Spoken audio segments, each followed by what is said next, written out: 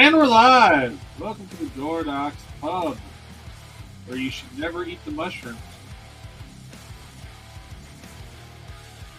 Yeah, there's mushrooms. I didn't order them. Oh, you're in your picture. No plantain. Nope, not a mushroom. Oh, what is it? Look again. I'm looking. I see a weird jack-o'-lantern muscle skeleton guy holding what looks like a mushroom. It also looks like the top that fills the hole in his head. Oh, yeah, it does. So who's counting? Well, you know, it's just a line drawing at the moment. There's no color, and, you know.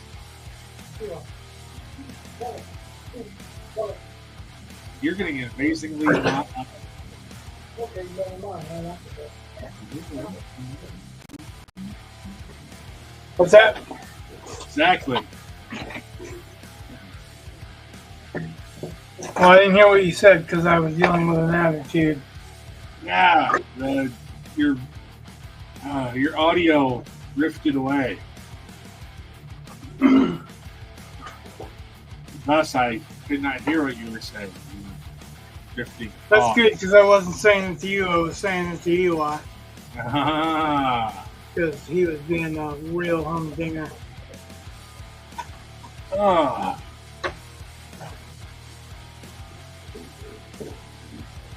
Yeah, I was almost late to the stream because I was writing.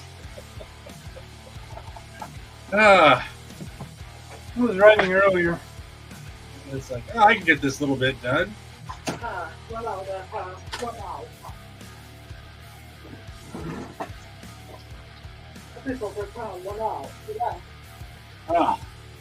Yeah, the power did go out today. Ugh. It was very windy.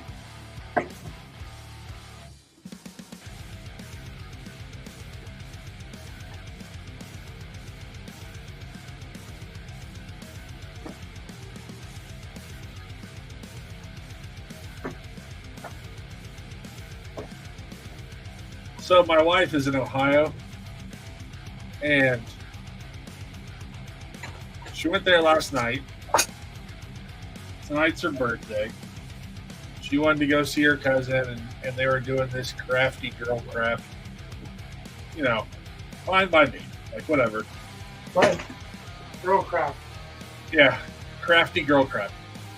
And so last night, you know, I'm writing. And I remember looking at the clock around 9. And then looked at the clock again, and it was around 3.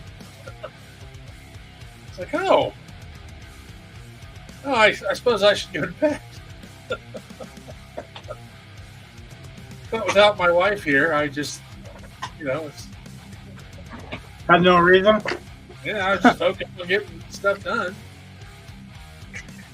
Yeah, I don't have any reason to go to bed. The dog was a little upset because she was snoozing along, which kind of wanted me to go to bed, but she doesn't have the same pull as my wife, so. The dog was the dog. Yeah.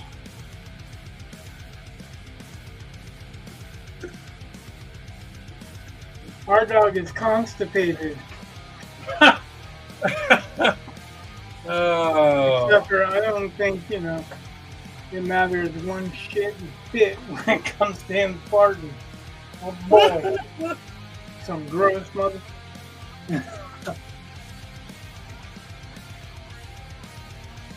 Some gross ass stuff. Lovely. Like, Chad said he wanted to be here, but obviously not bad enough because he's not communicating. Well, you know, things happen. Was he here last time? I didn't get home. He was here when you were gone, but he was like, I want to come on Saturday, so because his wife is also out of town.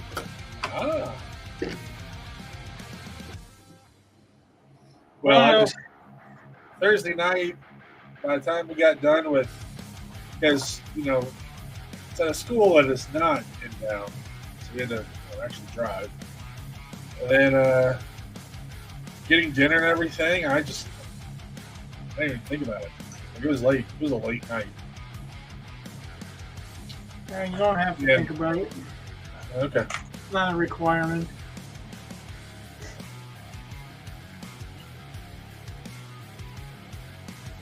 Yeah, a requirement. It's starting to get cold, so I'm kind of worried about these paints freezing up. Oh. Everything that you order from any art, anything says you're not responsible for the paints freezing up. Kind of makes me wonder if the paints freeze up. Yeah. Like, are they known for freezing up? I'd like that heads up. I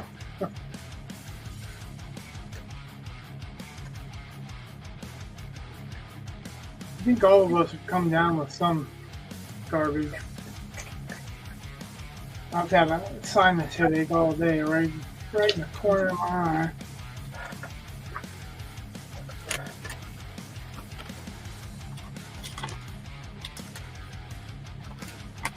Probably the massive barometric change that we're going to probably have. All the hurricanes come through.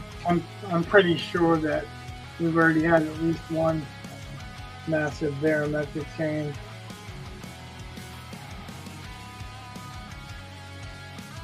At least one. I am looking for. Yeah, I guess that'll do.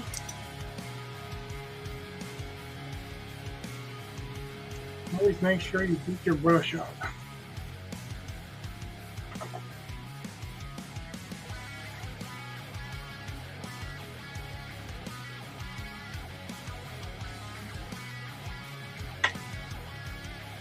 See if I can get started actually painting before half an hour through.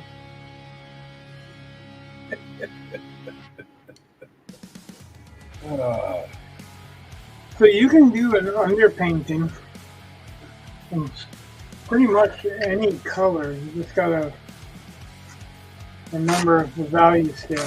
I say pretty much because yellows probably wouldn't work very well unless you're just pointing the canvas. That's not my intent.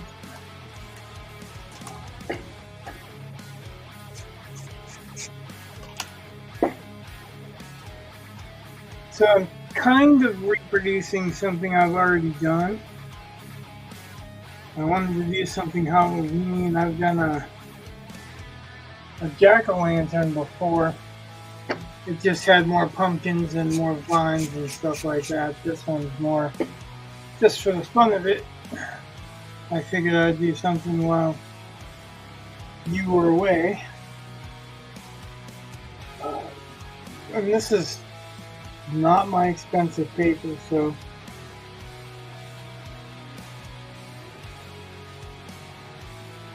that means I don't know what the hell it's gonna do. It's watercolor paper, and I'm not using watercolor, I'm using acrylic. But it should be just as easy. Because I can use it like watercolor.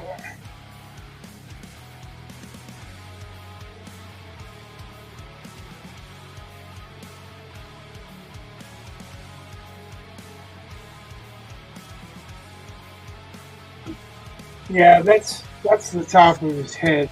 That's what plugs the hole, not a mushroom. So I could see why you'd say that, but the color's not done. The last one I did, I just kind of had him tipping it like it was a hat, and he was greeting me with it. Well, that makes perfect sense. I just... Not my intention. Yeah, it's... I guess you can look at it as a shroom until... you put color on it.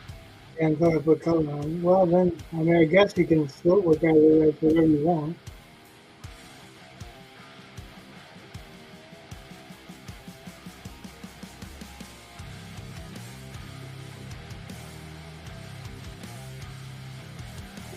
To hell with being careful. I'm done with that.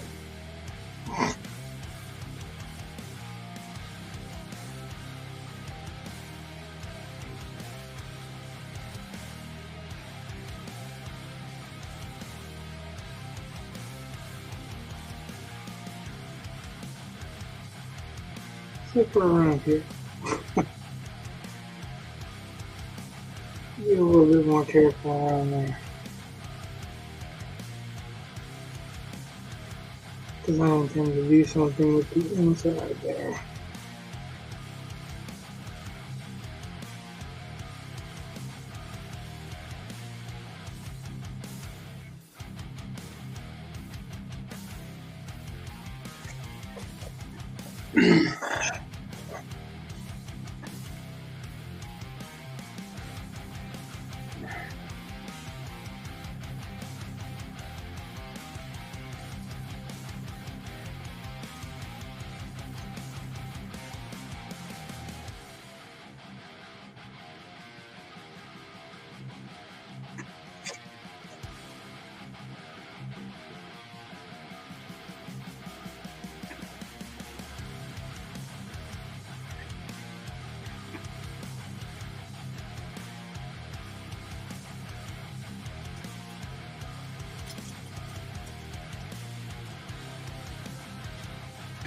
This is going to be mixed media anyway. It's not just going to be a painting. Yeah. Obviously. Obviously, because it's not just a painting. The underdrawing is not pencil. It's not going to disappear. For the sake of having fun. I was going to start your painting, but I was like, I can't really start your painting with you not there. I guess I could have, but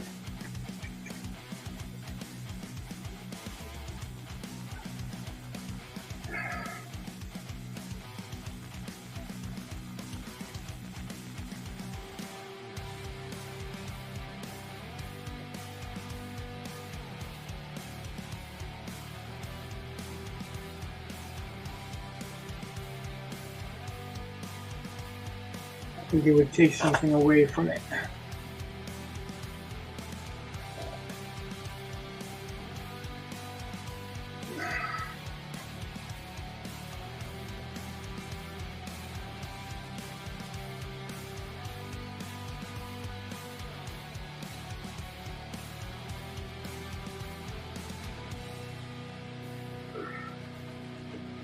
But I figured I would do a little bit more on this one. If it gets done, it gets done. If it doesn't, I'll work on it again before Halloween. But now that you're back in the normal position. Yeah, except for my screen is frozen. There I am. Alright, that's better. I don't know what happened. I was a little worried I was losing you. Don't go, Rich.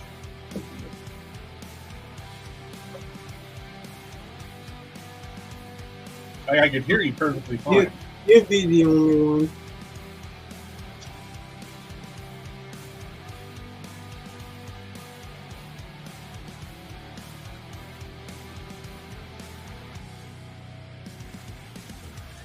There might be a doctor or two.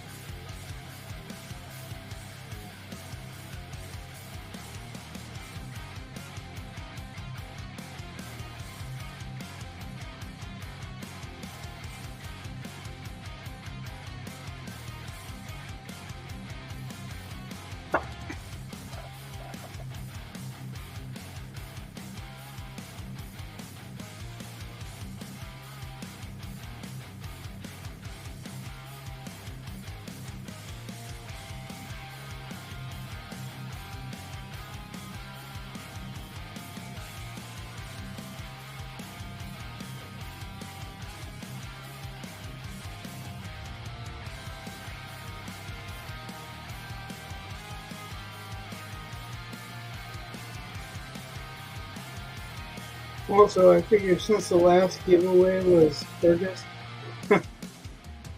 Okay. then this might be a giveaway. It's a fun little painting, so.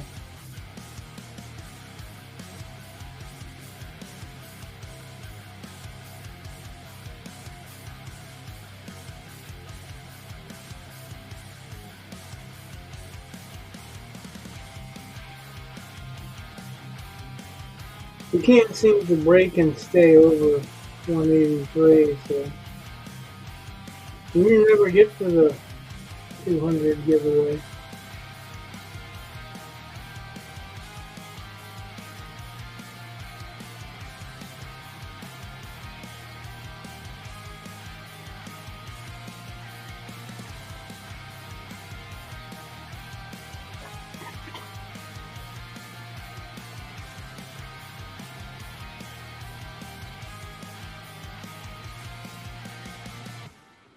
It's weird. I actually thought we'd have lost more followers on Twitch than YouTube, but we've lost and gained more followers on YouTube than Twitch. Really? Yep. We're holding pretty steady with what we always have on Twitch. We gain a little bit here and there. And they seem to either not watch us enough to get offended, or they're not offended, so. You got a phone call coming in? Do I? Yeah. No, I guess that's Eli. Oh, okay. Well, he does Facebook phone calls. Ah. And I heard that like kind of bubbly, gurgly ring. I don't know if you use that. I know he does. I've never used that before. So, I know what it is, and I've seen it, like he's tried to reach me through it, and I just said, no. Joe came through the hurricane fine. That's good. Said he lost electricity, but that's pretty much it, which is, good. Which is why I'm passing the news on, because you know Joe as well. Yeah. Said there's a little bit of flooding there, but not all that bad. And he's like just north of Tampa, so I expected him at least to get hit as bad as Tampa, or if not pretty close. They are a little bit further inland, but Tampa literally touches part of the town that he's in. So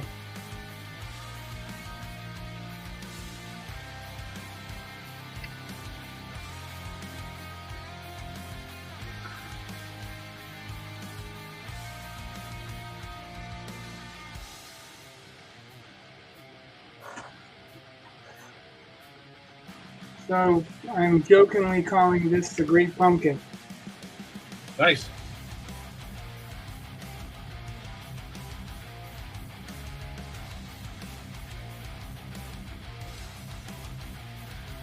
I should amend that. It's the Great and Terrible Pumpkin because, I don't want any copyright issues.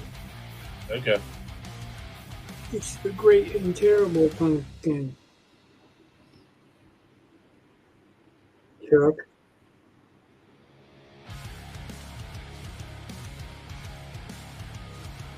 I would not have mistaken your pumpkin figure for the Peanuts pumpkin figure. Nobody ever saw him. Yeah, I know, but just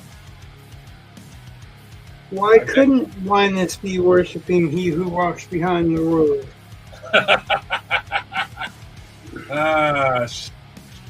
The rose of pumpkin.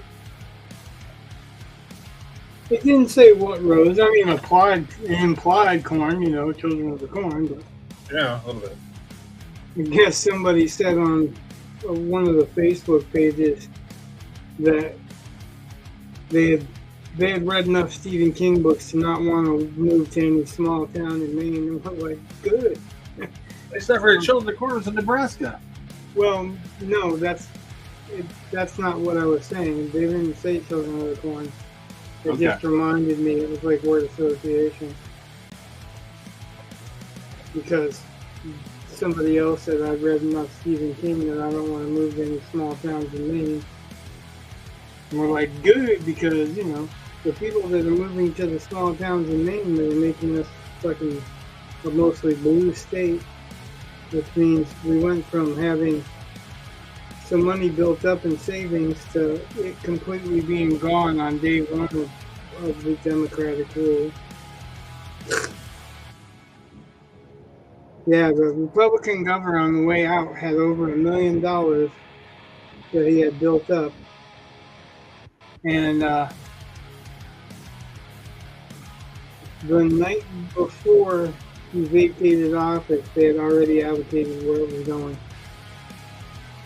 Like, really?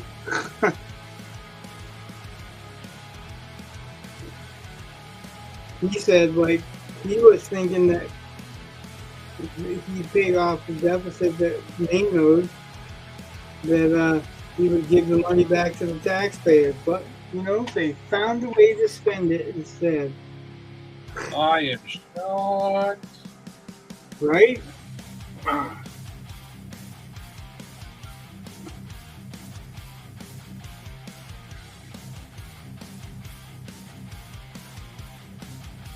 And people wonder why I want small government.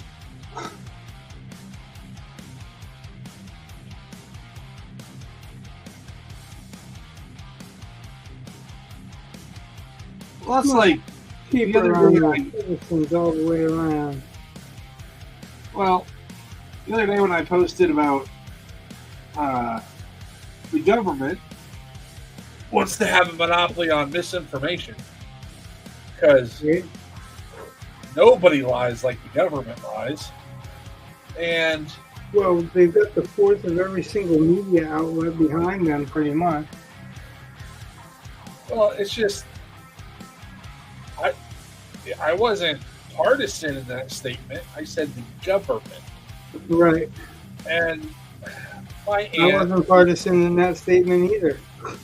Well, so when my aunt, who I love dearly, but she is rabidly for Kamala Harris.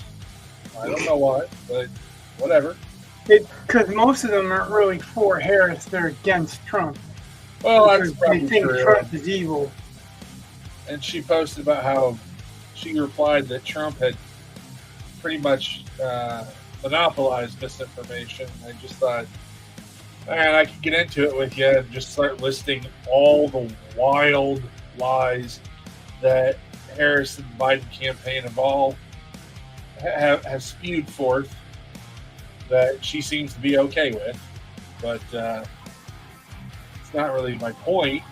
The point was simply, you know, the government lies to us all the time. Right. And the idea that they're the ones who want to be, they want to control social media, not because they want to provide truth, but because they want a monopoly on this information. Well, They don't want you to be able to disprove them. They want to control social media the same reason that they want gun control. It's not gun control, it's people control. Yeah. If you control the narrative, you control the people, right? If you control the language, like Philip K. Dick said, right? If you control the language, you can control the people who use it.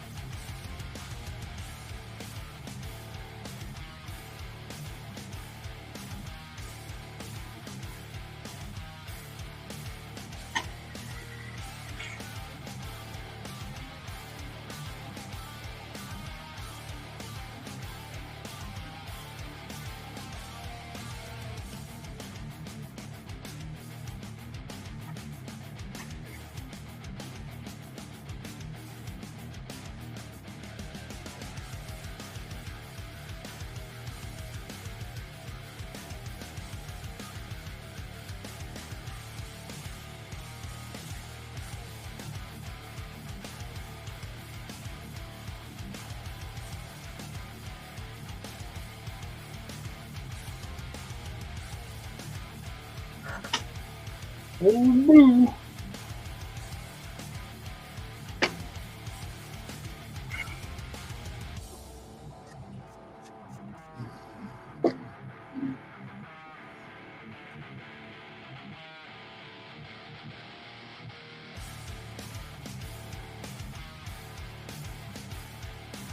This is one of the rare streams where I don't have to use headphones. What? This is one of the rare streams where I don't have to use headphones. Because your wife's not home? Exactly. Now, granted, for the record, I am happy to use headphones if it means my wife is home. So, I don't want anyone to think I was like, oh, sweet, my wife's gone. That's not my, no. Wink, wink. I mean, I might have been like, oh, yeah, 2 nights with my dog. But, you know, whatever. If the dog would learn I how to... understand. Everybody needs a break once in a while, right? Yeah, I suppose, but... What if was the it? dog would learn not to... Lovers need a holiday? Sure. But I'm saying, if the dog would learn not to sleep like the bridge in an H, then our bed has enough room, but she insists on trying to sleep like at odds with us. And then she ends up pushing my wife, and my wife does not assert dominance for some reason. Because I'd be like, "Fuck you, dog! I don't move." That's just me.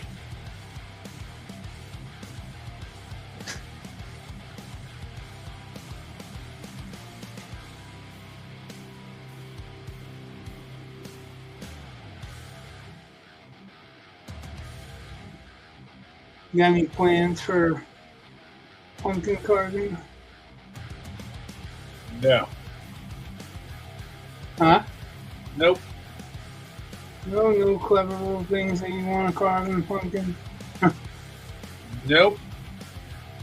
Because ultimately, it just seems like a waste of money. If my boys want to carve something, you know, whatever, I'll get them. But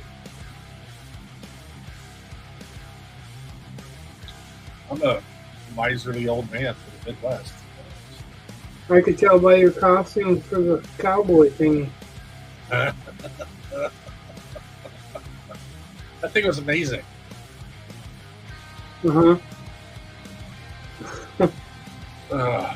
Wasn't anything near the waste of money that it would be to do pumpkin. That was for morale and building relationships with students.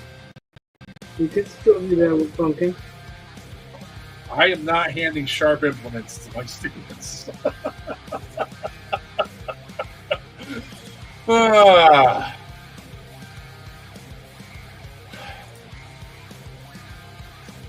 totally missing out on an opportunity for stories.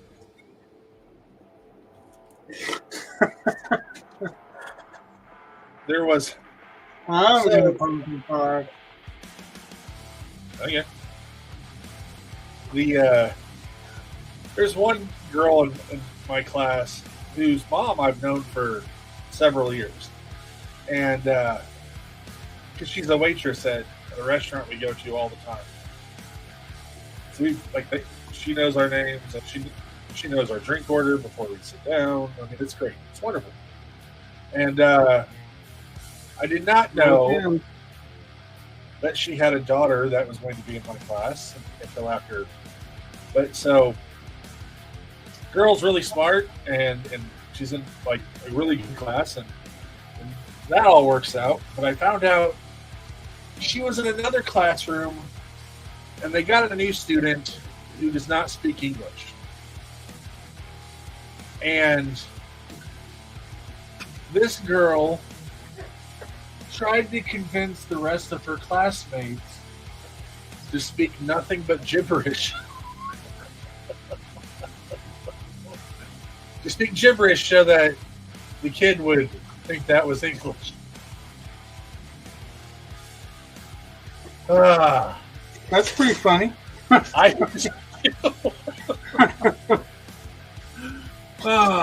Like, it's a little mean-spirited, but not much because nobody did it. But I just thought that's hilarious. That reminded me a lot of what my boys would have suggested. So, of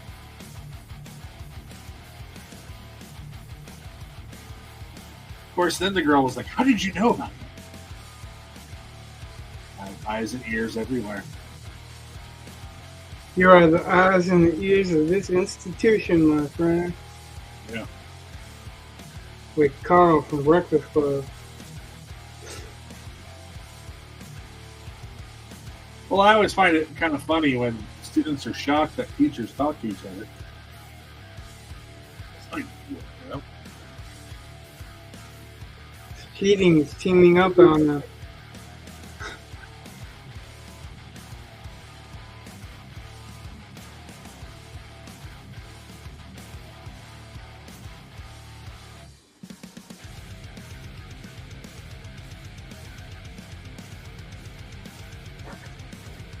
Anybody figure out you're on the screen yet?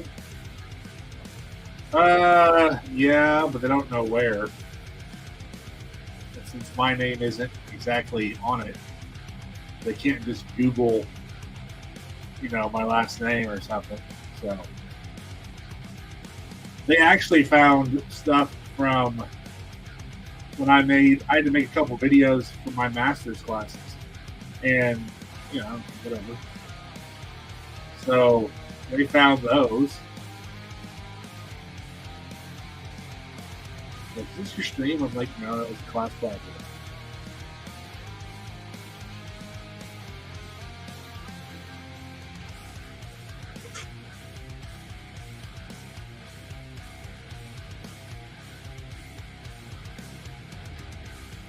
Yeah, they're probably a little young for this thing. Nah.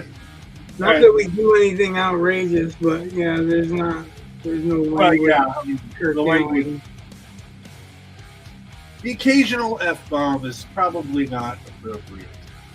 Even though they all know it, and they probably all use it, it's not something that needs to be endorsed for children. Well, yeah, and that's what I'm saying. Like, this is probably not a good show for kids in that grade.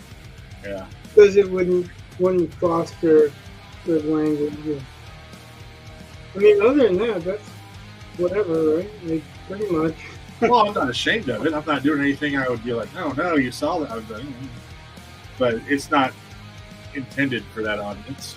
Right. But, the idea that, gee golly, here you are trying to create something. Instead of just being a consumer, you're trying to be a producer and trying to give help. So you're trying to make sure the ladder is there for people who are coming up behind you. The fact that we're giving, trying to give a platform to the arts, trying to, talk about writing and the creative thing. I have no problem with any of that for anyone. But I also recognize the way that we talk on here is not geared towards, it's like a comedian show. I mean, not that we're funny, but I'm saying, Right. Some shows are not meant for younger audiences. We're not actually even trying to influence younger audiences. Even though if they show up, that's okay. If they're right. not We're not learning bad things all of a sudden. Youth. It's just not. We're not courting them. There you go. Yeah, right. It's not for youth, and that's what I say in the comment box, because they asked me when I make any kind of change, is this a show for kids? No.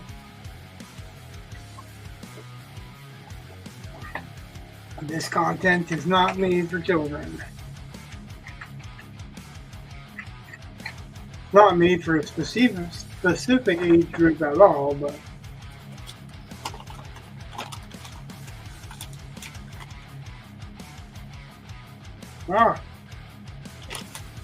that was a little much. Basically, we reserve the right to occasionally get R-rated. And struck, apparently. It's those rat people. For the dumbest of reasons. Yeah, and I don't think it was rat. I think somebody was looking for something to fuck with us about. I don't care. I don't care overly much. We didn't actually play a full video, and we had commentary on it, so it is fair use if they want to push it. Right. But I also told them that they could edit it out because I didn't really care. So, like, the point of that actually was to show you those videos. So, as long as you saw them, I got what I was intending to. And after that, anything else is cool, but it's not.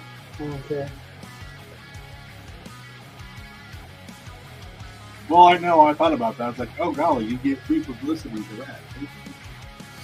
Yeah, but, right? Whatever. And not only that, like, older stuff. So it's like... Yeah. They're trying to get back together and go on tour. You would think they'd want to generate as much talk as they can. Well, but, I've heard... record companies they don't care anymore because they get pirated so much. They don't want to make the musicians any money. Yeah, there's a guy on YouTube. That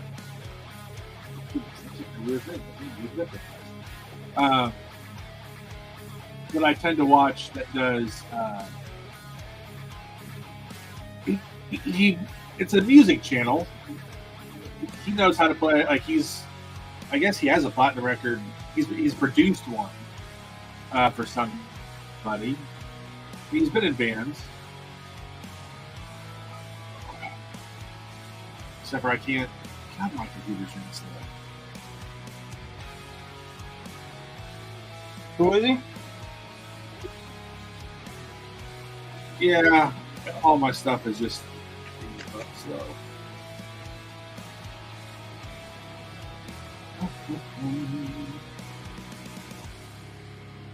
Because I know quite a few channels that actually that's what they do. Is they listen to songs that they haven't heard before and react. And basically, that was reaction from you because you hadn't seen it before. 𝑺𝒐𝒎𝒂𝒆𝒏𝒚, that's his name. And, oh yeah. He interviews like Kurt Hammett and among other things, yeah. And but he's talked about because he's also had like tutorial videos about or he'll have like top 10 bass intros or something. Like that's how I found them. He was talking about Rush on a lot. I've seen him interview, I think, Geddy Lee. But he's also talked about how he finds it kind of stupid. Queen just when I first saw him. Yeah, but there are certain artists that no matter what, you get struck like instantaneously. And he's even had permission from like you talked about it, but you have to get it from the record label. And, it's just dumb. It's like, wow, this is because you're not just playing their music. Like he's explaining what's going on. And he only does parts of it. And, all the things you're supposed to do. Well, I'm not making money off the music. If anything, I'm introducing people to the music, that's what I don't understand. Like, I could understand it if I was making money off the music. Right. Like, I could see them saying, you're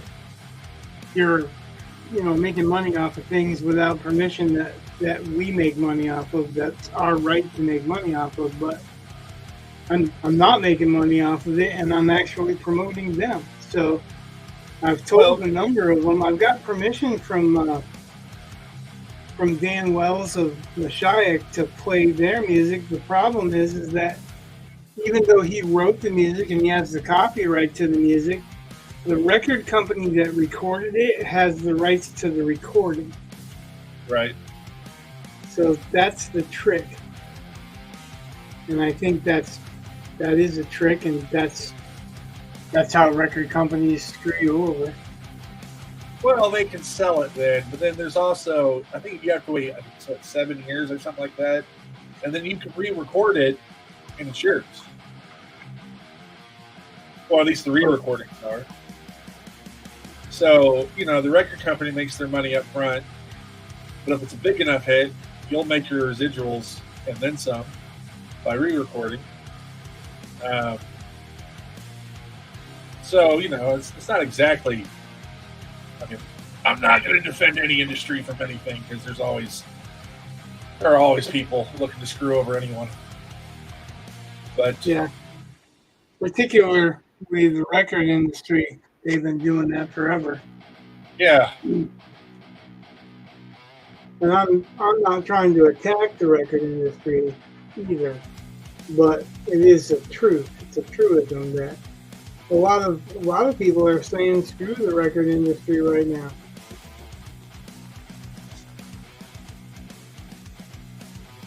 There's a lot of artists that are coming out that are like, I'll deal with my own.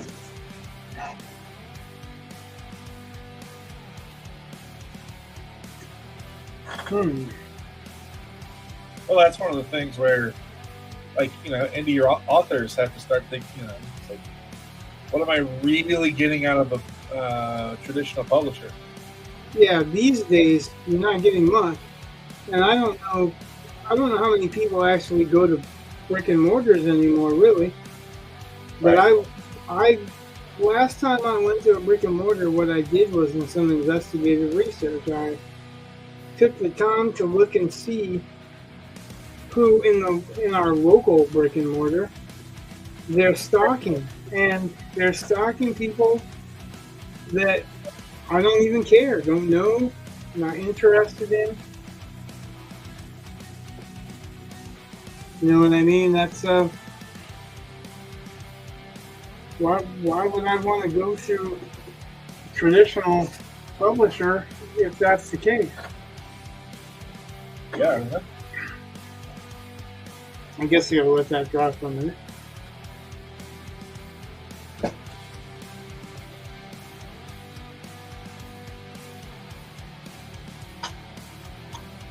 The next color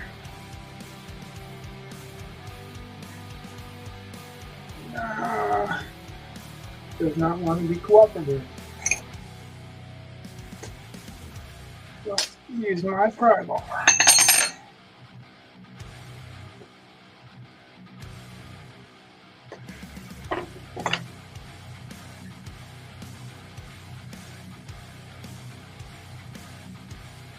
Had this brush right here for a long, long time.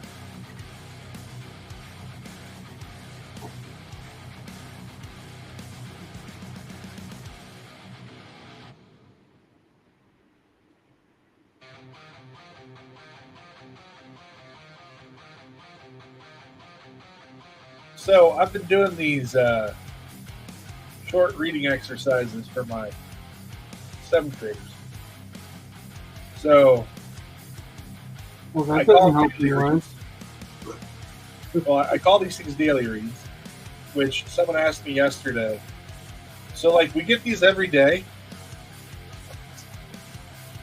I don't know what the daily part means, but they're nothing big. They're like, right now, they're up to 8 sentences for the reading selection.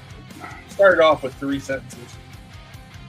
And I was really just, I'm telling you, they have no stamina.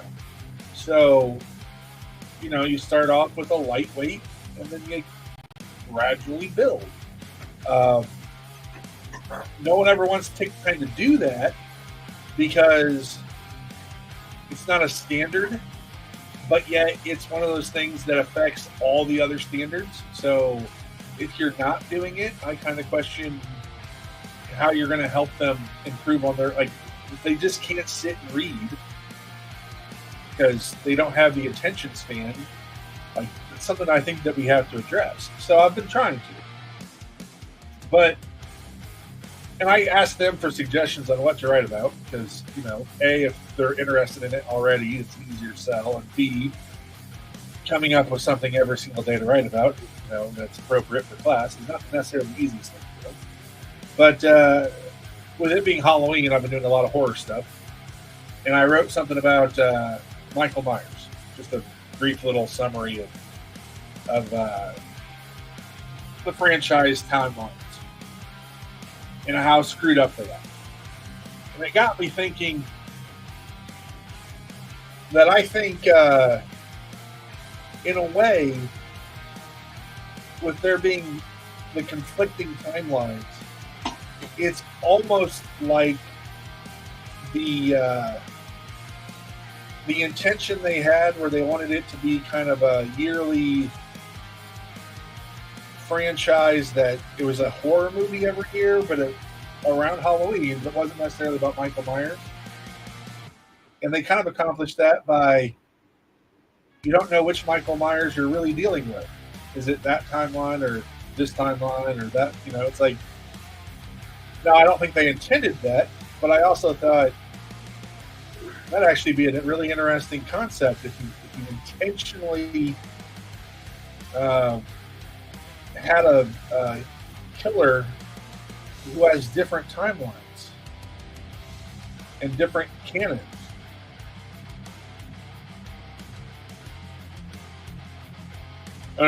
Just something I was thinking about.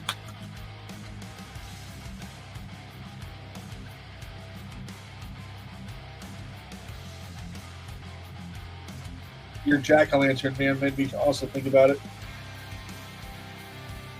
Your great pumpkin, your great and terrible pumpkin.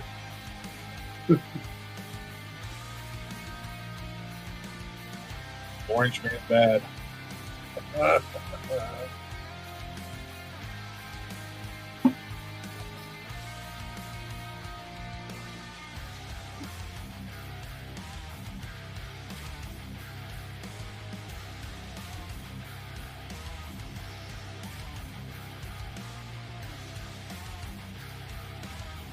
We could probably start that hoax that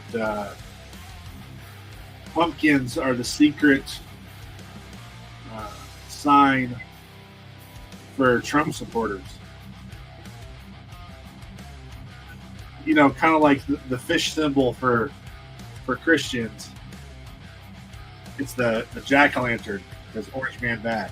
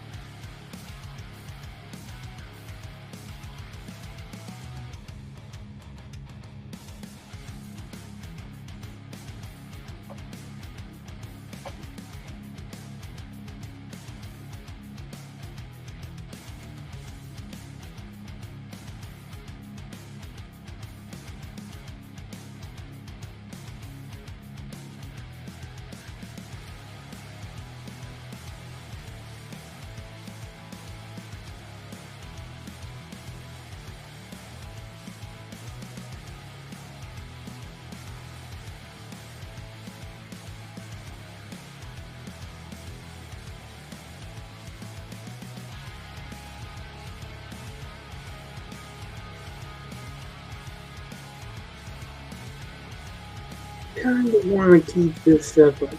You want to do what? I don't want to politic this. Oh, okay. And I think people are coming out of the Orange Man bad. The only people that are really still focused on the Orange Man bad are the people that are really literally brainwashed, or the people that are doing the brainwashing. And I don't think there's as many of them. I'm seeing a turnaround all over the place. 6 of the 7 swing states have put Trump ahead, or in such a small deficit that he's, even during any of his campaigns, he's never been that small of a deficit, even when he won. So I think they're coming around a little bit, even if they're only coming around for the fact that, Kamala is disingenuous when it comes to fracking, or disingenuous when it comes to auto workers. And well, you have the as the vice president, she has to distance herself from the Biden campaign that she's part of and that she cast tie-winning votes for. And she's not even trying. Didn't you see that on now she's not. They started to for a while, but now they're like, I wouldn't change anything, and it's like, really? Okay. Yeah. Trump usually doesn't ask. he cut that section of the View, and he ended it with, "I'm Donald J. Trump, and I approve this message." I think it's funny. Like, the only thing that has me particularly worried is, again, I think the 2020 election, it was the most constitutionally non-compliant election probably ever. And that's not really debatable, because there were states that changed voting rules that had no authority. In fact, one of them, Wisconsin, I know of, their Supreme Court ruled, that was illegal. Yep. So, and right now in Georgia, they're recounting all of that stuff as well. So, right. I don't think that anybody's going to be able to do that shit this time, because there's too many people watching for it. Well, and they know that if they do, they're going to start something that they can't stop. Well, that's the part that has me worried. That either A, they can still do it, and in which case, the country's gone. And I don't care what side, if any side can do that, the country's gone. Right. Well, that's the thing, is that there's only one side looking to do that. Well, I agree, but I also recognize that any side being able to do that is a bad thing. Yeah, that's the whole point. That's like the malicious prosecution. If you open that door, like the whole bullshit trials with Trump. Oh yeah. If that actually goes through, the country will never be the same, because you've just taken and said it's okay to persecute the people that you're competing against.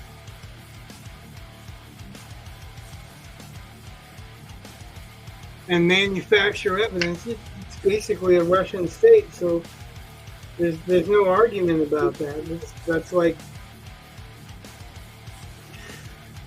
they put us in a place where if we accept it, then we accept the limitations on our own selves later on too. Because anything that they're doing to Trump, they're going to do to other people. And if they get away with doing it to Trump, when it's not legally correct to do it with Trump, then you know that they're going to do that shit when it's not legally correct to do it to JQ Public, who doesn't have the exposure behind him that Trump does. Right. So I don't think they can do it. I don't think they can get away with it. I know I'm watching a lot of videos and I'm seeing there's a lot of Chinese military equipment being transferred across the country. But I also know that when we won our country in the first place, it was only 3% of us that did it. And I think a lot of those people have not really gotten that yet. They haven't figured that out, that that's actually the case.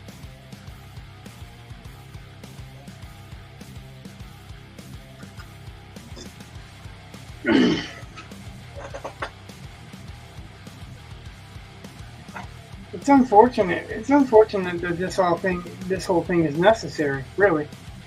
True.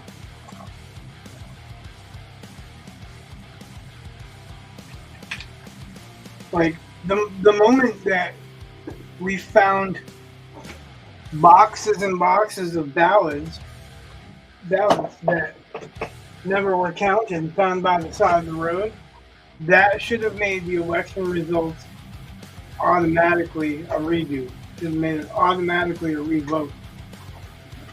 I don't care how long it takes, because you know that it's unjust at that point on. Getting a drink, it'll take you about 10 seconds, so maybe. 10, 9, 8, 7, 6, 4, 3, 2, 1. Failed. I didn't fail. Oh, okay. First of all, you didn't count the same. Second of all, I was back. You just can't see. Sure.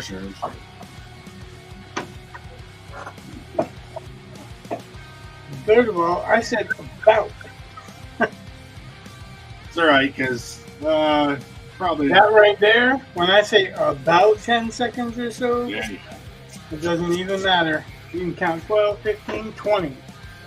About 10 seconds to me. One of the downsides of my wife not being here is that eventually I'm going to have to go get myself another drink. There's no one to bring it to me. So I could yell for the boys. Kids That would are be- here. Well, my kids are here, but they get whiny. So, to be fair, They don't wanna. if I was on a whole different floor and they yelled for me to bring them a drink, I'd be like, no. Yeah, but you're the dad. Well, okay, but I generally try to, if I ask them to do it, I have to be willing to do it for them. So. Mm-mm. Back for so many years, you drank sodas, I did it for you, so shut the fuck up. I don't need to do damn thing to you. That's what You're dad old tax. What's that? That's what dad tax covers. You know, whenever they have candy, oh, dad tax.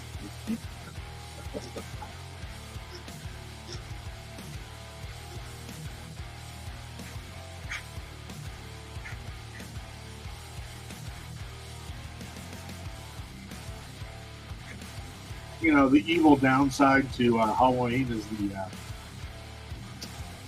mom and dad tax, where you take out all the stuff you want first. No, thanks, kids. This is what you get for having me walk you around. You get the circus peanuts and piece of lint. There you go. I get the Snickers and the Reese's peanut butter cups. Do people do circus peanuts anymore? What? I said, do people do circus peanuts anymore? God, I hope not. because Those things are so wrong. there are certain candies I can't really even understand why they're there. Like, who likes these? Like, I don't know anyone who likes these. Well, what's weird I is know one person that likes candy corn. One person. Like, really? They make all that candy corn for one person? you can use candy corn and like candy corn. Is actually not bad. You can use candy corn in packaging and Makes really good ammunition for a slingshot.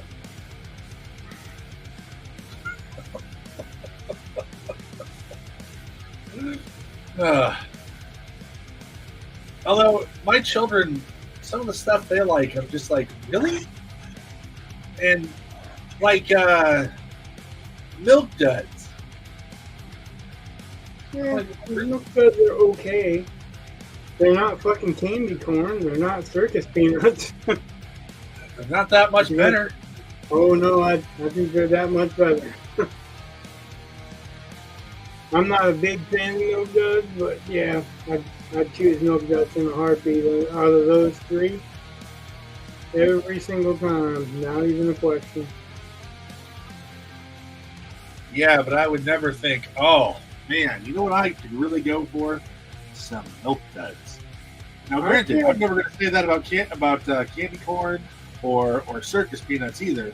But I've gotten milk duds at the theater before. Oh, why? Because I liked them at the time. That's what I wanted. Oh. Like, it wasn't the regular treat for me, but I used to. We've gotten ourselves in trouble with some Charleston chews before at the theater. Especially sitting in the balcony.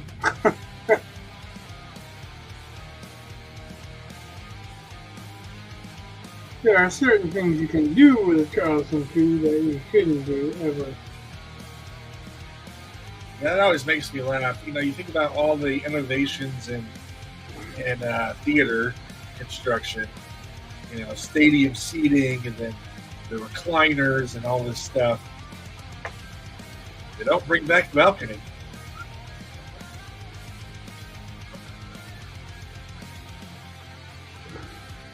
I don't know, they don't bring back the drive-thru either, and I thought the drive-thrus were fun. It was like an event, you know? Yeah, there's one up by Wabash near me. Well, there's one around here too, but it's like, it's one. Like, they used to have them all over the place, and they used to be the coolest shit. You could sit in the car and listen to it. You could, you know, sit on the car and listen to it. Yeah. Yeah. That's how I saw. It's kind of like shopping malls where it was a social interaction thing. Yeah. Like, you don't go to a theater to socially interact, really. You go there to watch a movie. I was actually thinking about shopping malls. In particular, I was writing a scene, and I was really thinking about one of the water fountains at Concord Mall in Goshen, which I don't believe exists anymore. Wow. But I remember being little and going there, and yeah, giant fountain. We've gone to the Concord Mall. And shit, what the hell was the other one? In South Bend there was a mall. Glenbrook? No, that's in Fort Wayne. It's a long time ago. Scottsdale? Yeah. It's barely there, I think. I don't think it's there anymore. Last I heard, they closed it down. There was Scottsdale and there was another one, but Scottsdale was the bigger one.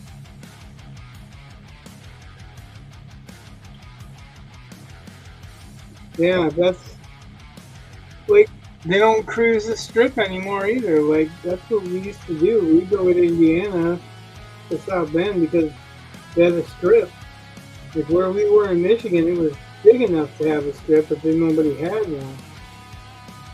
So we'd go to South Bend pretty much and park on the strip, which is a bunch of strip malls, but everybody's parking with, you know, the cool cars and popping the hood open and blasting music, and another social event that doesn't really exist anymore. We used to cruise for kicks, so we used to meet people there and date them. So, you know, things change. I don't think they changed for the better with social media instead of actual social. But you know, that's one of those things we're talking about control. We couldn't control that. Best thing you had was like mall cops or something like that. And I don't think I've ever seen a mall cop except for the movie.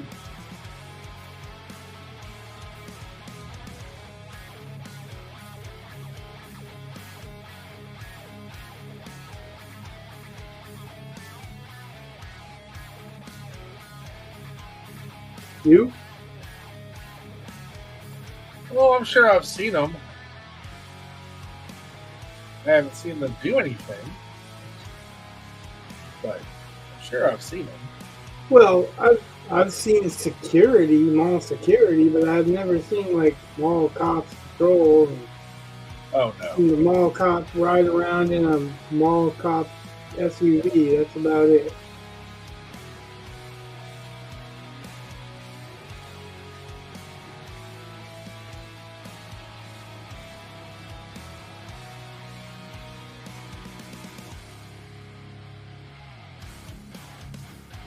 But they didn't stop you from saying what you were saying.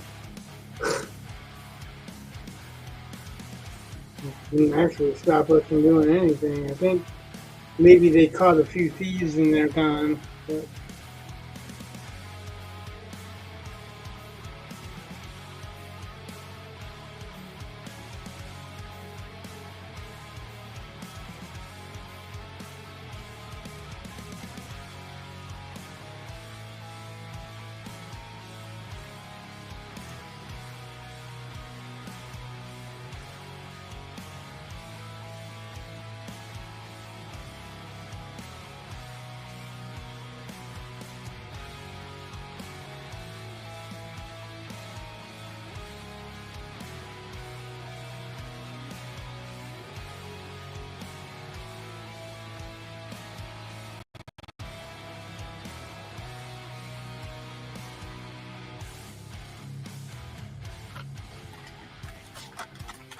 so Chad had the audio problem where he didn't hear the music at some point in time last time. Oh yeah. I think he switched mics and put on a headphone set or something of that nature.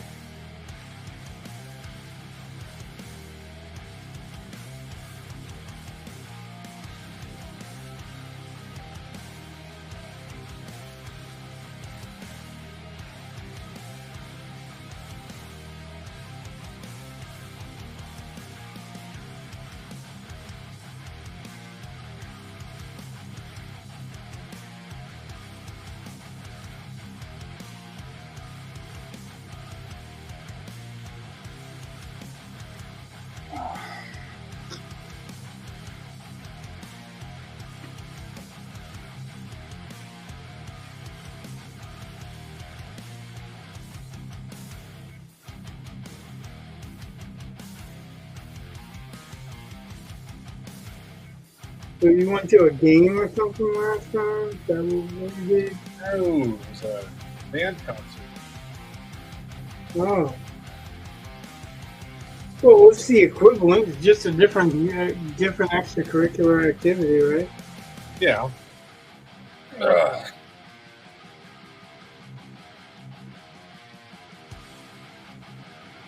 You know, it's a smaller school, so there's that. But Yep, that's about all of it. I've seen worse.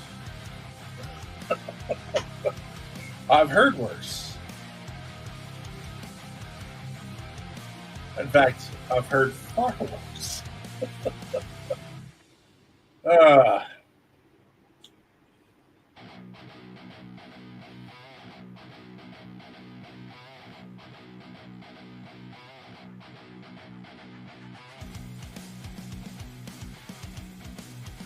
Part of the problem was, though, it's a small enough school that it's the high school and middle school combined, and so you have some really neophyte players.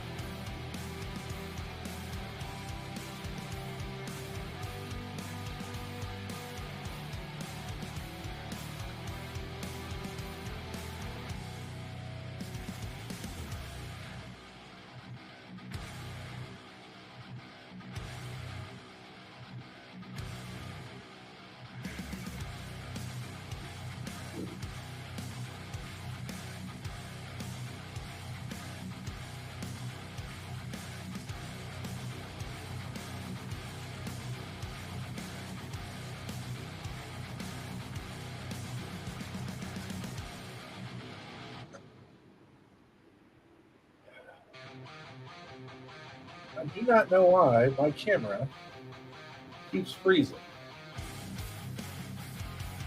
Like, I don't know if you can see me, but I mean, everything's just frozen for me. Well, I definitely can't see you when I'm not looking there. Well, that would make it harder. I see your hands moving. I hear you talking. Okay. Well, then it's just my screen. Well, it might be. Like I said, I'm not paying attention to you the whole time because I'm doing this. Well, no, I was You can't pay attention to something on screen and this little detail stuff. Well, Like yeah, I'm trying to block in for the most part, but I'm trying to block in with intent.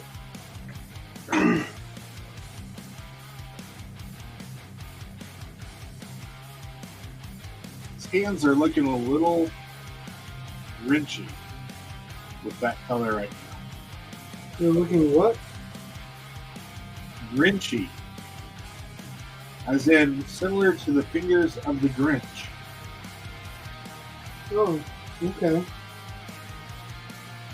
Well, that yellow green that you have?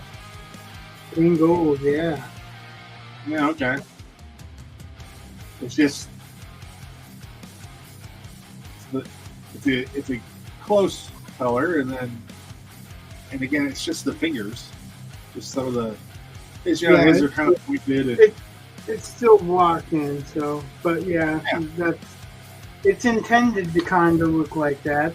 They're intended to kind of look spooky, so.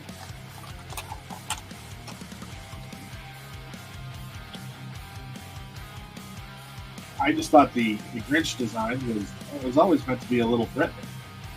He's supposed to be that's what I was just saying. Like, The Grinch was meant to look a little spooky. Yeah. It's the original Nightmare Before Christmas, really.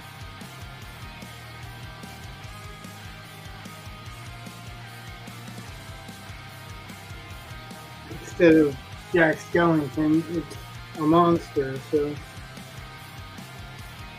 But it's a kid's monster, so it's not overly scary.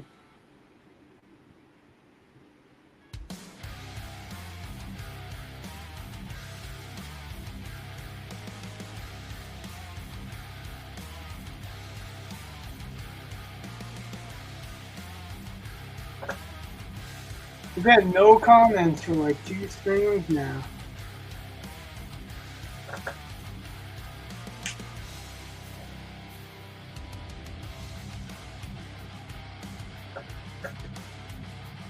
Can make a person a little self-conscious.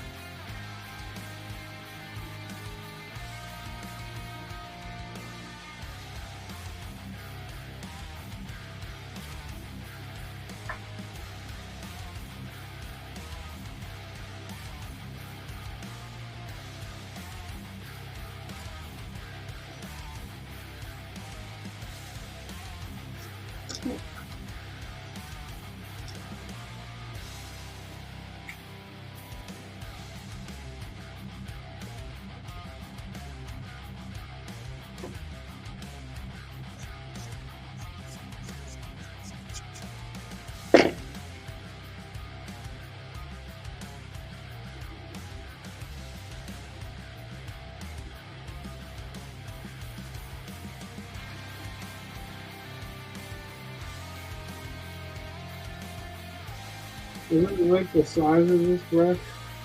Say that again? I said I really like the size of this brush. Oh, yeah? But it's fraying, so you can only use it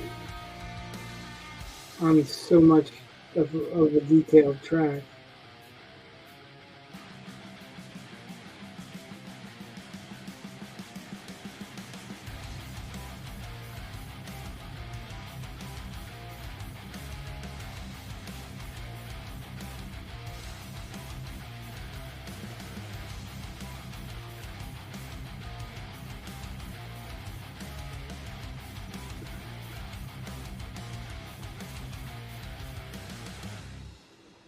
Yeah, so my wife took our Sonata to Ohio because that's the newest, best car that we have. And, for longer distances, I'd rather take the best thing that we have.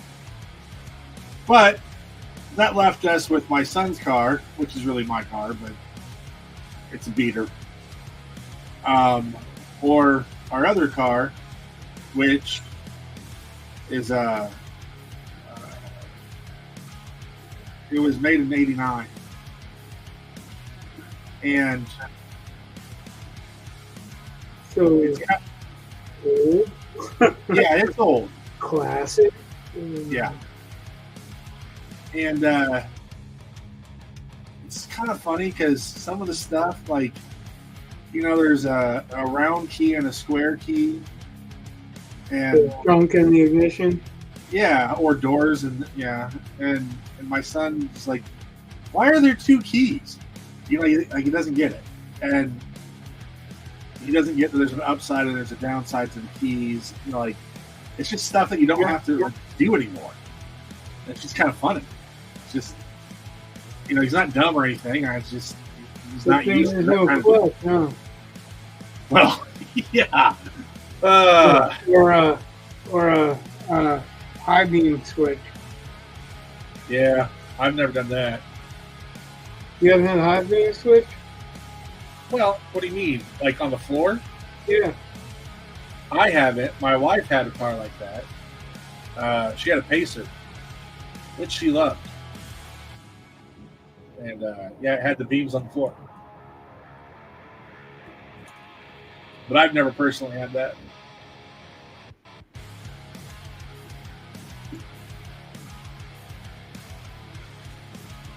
That was like a few years ago. There was a fundraiser, and if you test drove a vehicle, the school got money, and like they brought the vehicles to the school and all this stuff. So whatever.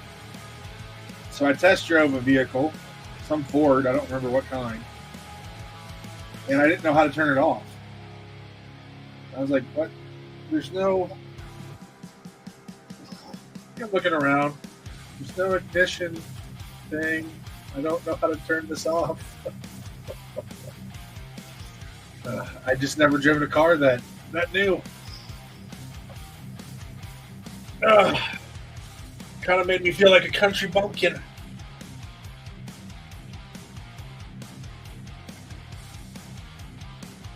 I did not purchase that vehicle because the odds of me ever buying a completely brand new vehicle are pretty low. The odds of me ever having the money to buy a new vehicle are pretty low. At this rate, what? At this rate, you have to, marry a, eagle. Yeah, then we'd probably be given one. Yeah, and they won't be able to drive it. That's one of the things in Springfield. The accidents are an astronomical amount of accidents because they believe a learner's permit. The word permit there means it's okay. You got a license. You are permitted to. So they just go out and wreck.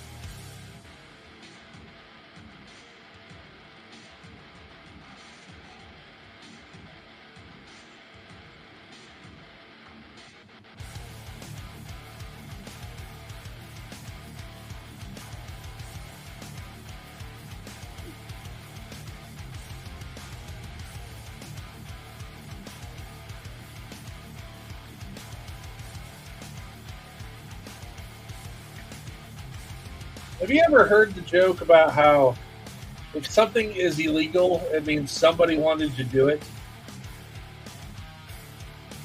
I don't know, but I've heard the joke about 𝑯𝒂𝒂𝒏𝒚.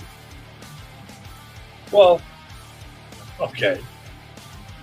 I was just thinking about how you have people who want to limit how many bullets you can have in a clip or a magazine and all this stuff. And it's like, you don't need to have this many. Like, well, if it has the capacity, it means somebody thought at some point you might need that many.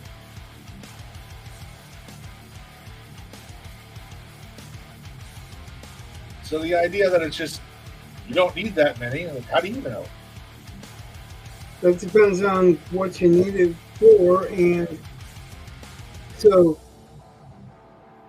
you'll hear a lot of people going, if you need that many, then you're just not a good shot. Well, I'll take anyone to the range, and unless they're a professional handgunner or whatever, I guarantee it'll humble you.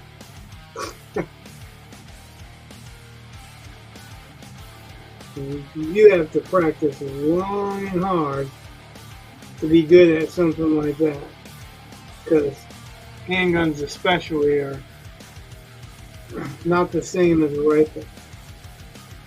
The rifle, you got better control on the barrel. A lot of times, like the forward grip, everybody was worried about. That forward grip is a stabilization thing. It allows you to get, your bullet on target instead of the projectile going wherever the fuck it wants to go.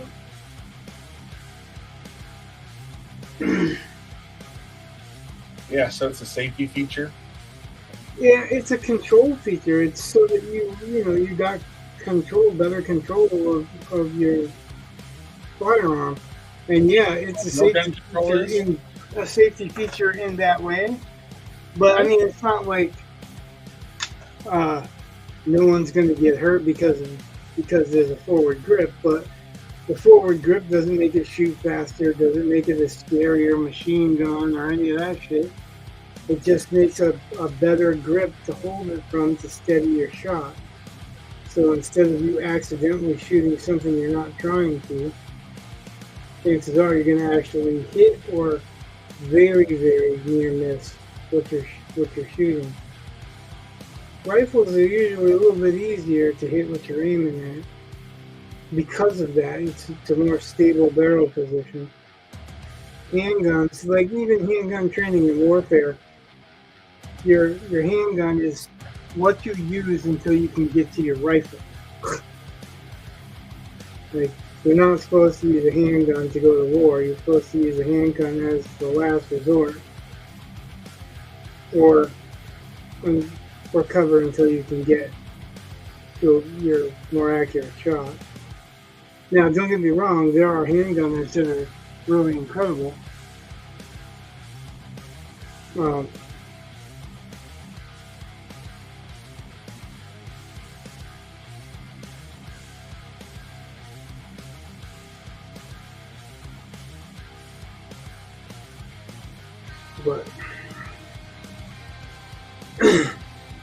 that's not all handgunners, and even guys that have been using guns since they were 12 years old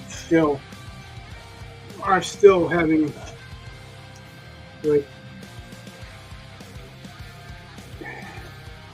you have good rounds and you have good groupings within like 7 yards or 5 yards or whatever. When you start getting to 50 yards, it's a lot harder of a shot.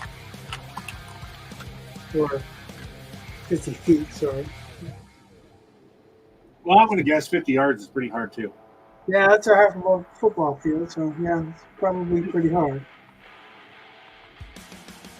But that's what I'm saying, is like you're really not supposed to be using a handgun at a 50 yard, you're using a rifle. If somebody's shooting at you at 50 yards, then that's one thing to cover fire till you get to a safe place or you can get to a rifle. But yeah, you wouldn't want to use something that's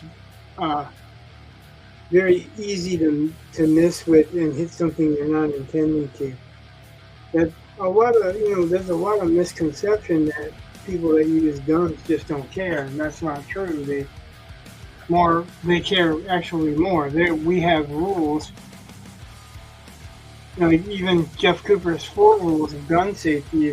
If you can manage to use Jeff Cooper's 4 rules of gun safety, chances are you're not going to accidentally hit somebody.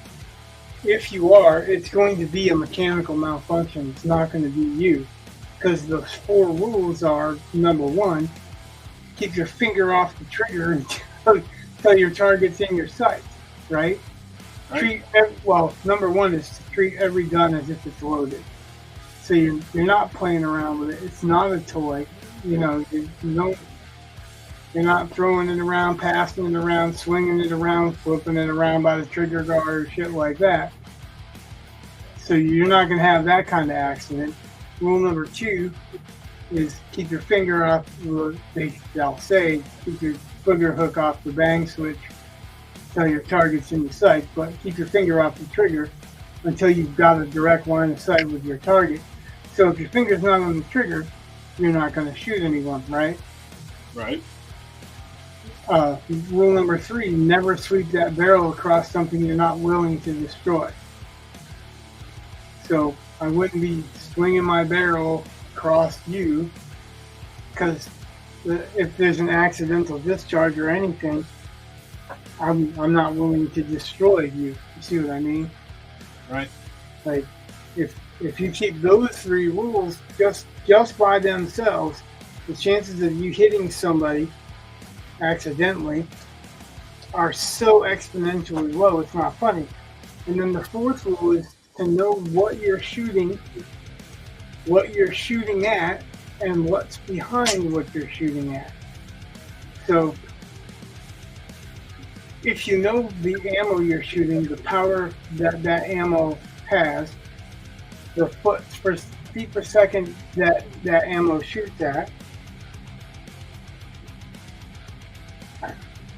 the exit hole that ammo makes, know what your target is, how much of a hit it can take before that projectile is passing through it, and to know what's directly behind it. Usually we like to have a berm behind it. And a berm could be a dirt wall, it could be thick metal beams that have slots in them, so that when the projectile hits, it goes down into those slots. It transfers the energy, and berms also generally have walls to either side too, so you're not, accidentally shooting that way. Well, if you're not on the range and you're shooting, the same goes for it. Like, you know why they made hollow points, right? Because well, no, I don't. Go ahead. Hollow point's a safety feature, just like that forward grip. Because if you use a full metal jacket and not a hollow point, a lot of cops were shooting people on the other side of criminals when they shot criminals, because they go through and through. Wow. When you shoot a hollow point, it mushrooms out and it stops in the target. So it's not going to go through and hit your partner behind them, or an innocent person crossing the street with a baby or whatever, because it's going to stop in that body. And that's why they made hollow points, is to mushroom out so that they tumble instead of just going straight through. Because they had a lot of through and throughs like that. In New York especially, ironically, the cops were shooting each other. They surround the suspect. When they open fire, they shoot through the suspect or even miss, because a lot of cops are not very well trained, believe it or not. And I'm sure that's just unbelievable for you, but so yeah, I mean, if you're shooting a 9mm, how long does it take for that power to disperse? How long of an arc does it take before it starts descending? You know what I mean? So when that rule number 4 is to know what you're shooting and what you're shooting at, it significantly changes the chances of you hurting someone just on that. Because you know what you're shooting, you know how far it's going to go, you know when it's going to descend, or you have an idea of when it's going to descend. If you're shooting hollow points, then you know. And generally, they don't like you to have hollow points on the range. I do not know a good reason why you wouldn't be able to shoot hollow points on the range, but there is a cause, there is a reason. But if you know what your ammo is, what the capacity is, where it starts falling off and all that, then you know the power of it, and the chances of you making a mistake with it are much less.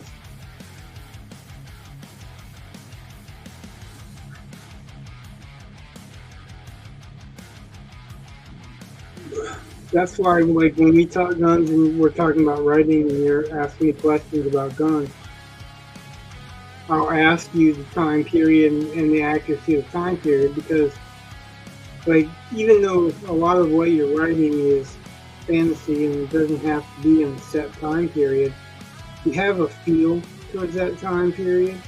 Right.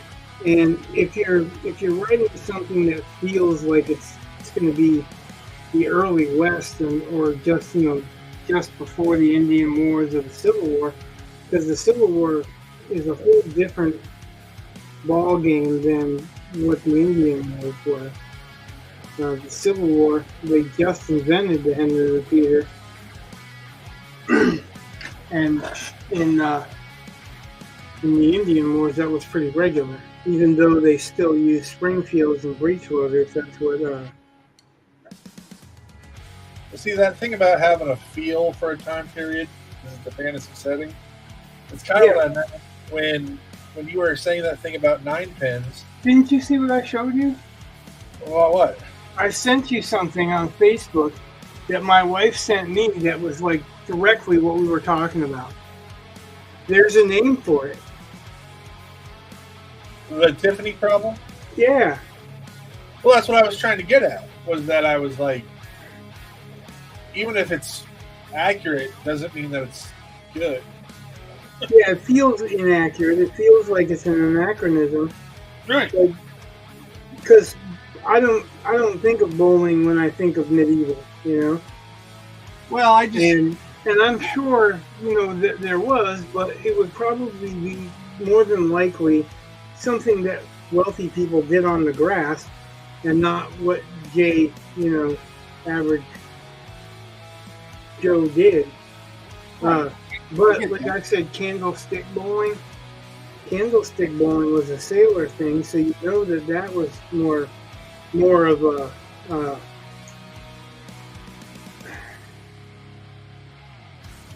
commoner type thing then. It was more of an everyday man thing by then, which is what I was getting at. Absolutely true that it was there. It doesn't feel like it. That's like that whole Tiffany thing. If you name a girl Tiffany in the Middle Ages, it doesn't feel right, right? Right. Brandon Sanderson was talking about that too with whoever the other guy is on his podcast. Which one? Which time? Which podcast? I know sometimes Dan Wells is on there, and he's a writer, and then there's another guy that frequently. The intentionally blank thing, where normally Brandon Sanderson's signing pages. Okay, so it's not one of his. Shit, I can't even remember the other podcast name. Not the one with Mary Robinette Cole. Oh, Running Excuses? Yeah. No, it's not that one. And so it was like it's his yeah, updates and stuff.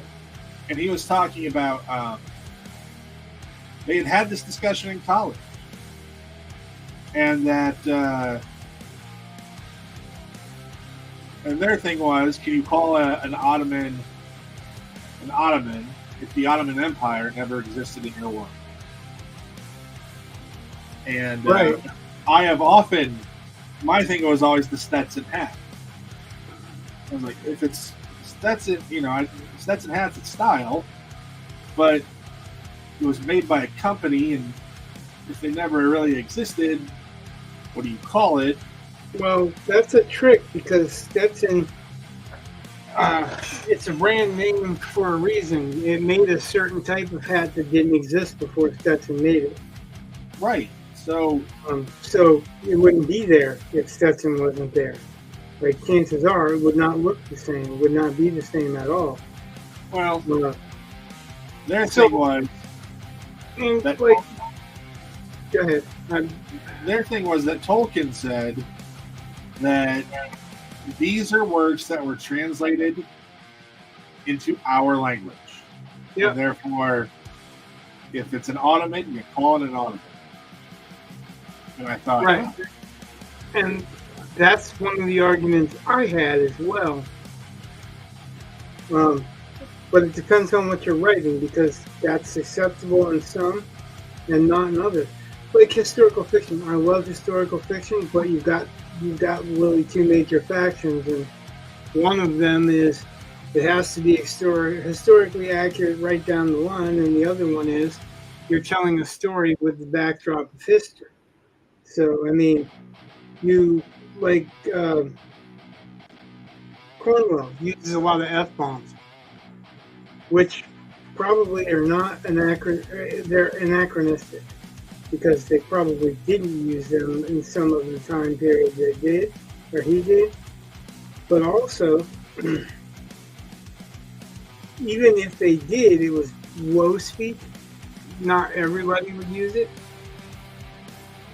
So, I mean, I think there's a lot of things to take into account, but that's my main argument. I think I've said it to you before. Maybe I haven't, but I think I have. Is that we're supposed to be telling a story in a certain time period, but we're telling it to an audience that's not of that time period. So we're actually translating it. It's like it's almost found footage or found documents that we are translating to the listening public, right? Right. And it does change kind of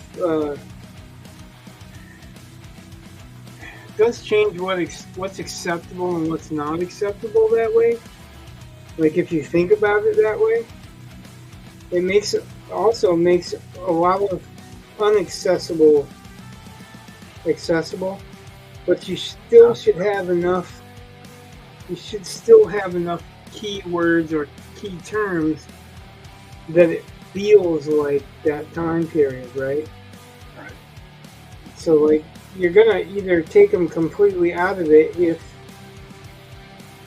if your story is, if you're like, oh, well, this guy's telling the story in the 21st century. Well, but you're expected to be immersed into whatever century that you're reading about. So there's got to be some kind of connection, and I think that's where your point of view character comes in, because remember we were talking about Dickens and how Dickens doesn't describe the things of the period. He doesn't describe what the stove looks like or how the heating systems go, or you know what I mean? Yeah.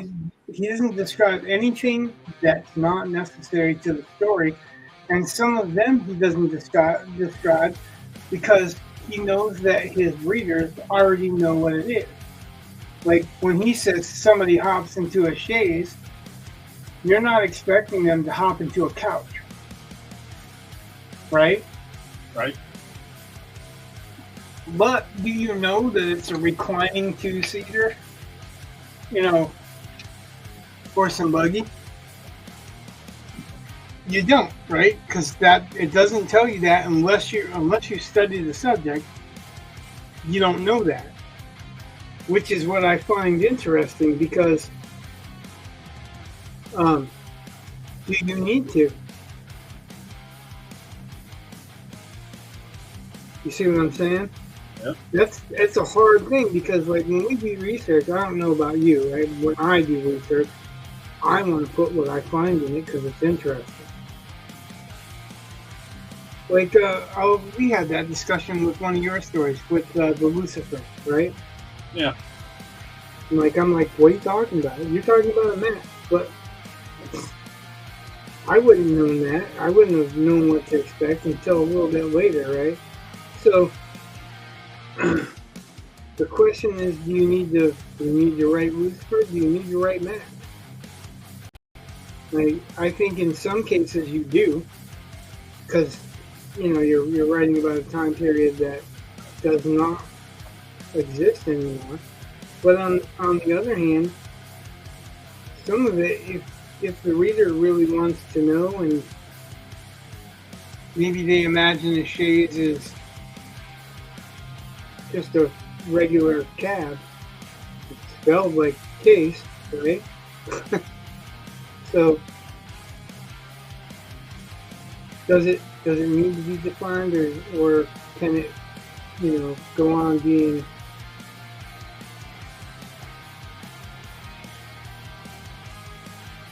just left as it's a form of transportation, right? I went from point A to point B, which is the point of the story, not how you got there, unless how you got there is important.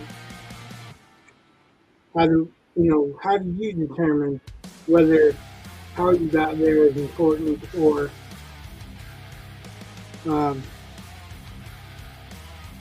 It depends on what I'm using it for, because especially when you talk about transportation, you have to worry about, are you driving to the story? So, but let's assume you're not doing that. You just need to get from point A to point B. A person's choice of conveyance can indicate quite a bit about the person, status, that kind of thing. Unless they're in a hurry. Well, right. I said it can. Not that it necessarily will. It's not a full court. Okay, so I'm not arguing. I'm just adding to. But the other night I got a story that I'm working on set in the 30s, and I was going to go with one particular car, and I had written it in, and I had to change it because I realized it only had 2 seats, and I needed at least a rumble seat. So, I still, there were certain requirements that I needed. And originally when I had written the first part, I had started thinking about this and then decided, yeah, I can get rid of it. I didn't have to mention the car at all. Just start with the guy already where he needs to be.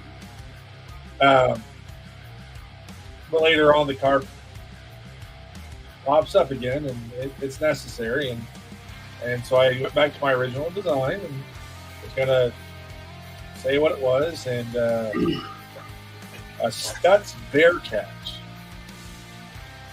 which I don't believe they make anymore. I had never heard of a 𝒂𝒐𝒆𝒏𝒈, but I liked the way they looked, so went with that originally. And normally I try to go with Studebaker cars if I can, and eventually that's what I went with. But that helps establish time. I don't try to go with one type of car. So it's relevant to me as well, which is why I kind of danced that discussion into this. Is that so? I'm writing, what I'm writing, and there are scenes and places that I want to get more historically correct, and some of them are important to a point. Like you don't want it to be unbelievable, especially for people who know the subject. And this subject is known by quite a few people. So, but where I left off writing, which is where you guys will pick up, I started thinking about in the Middle Ages, they didn't have pillows. The only people that could have pillows were pregnant women and old people. In King Henry's time, he actually outlawed them. Henry VIII. Why? Look it up. It's one of those things. But so, in my original scene, I was going to have the bad person, the villainess, sitting back on a throne with a cushion and all this, but they didn't have pillows. They slept on rocks and hardwood. Wow. You could really get a crick in the neck. But so I've got a character from the future kind of traveling or trying to acclimate to some of the things of the past. And I'm approaching a bed in a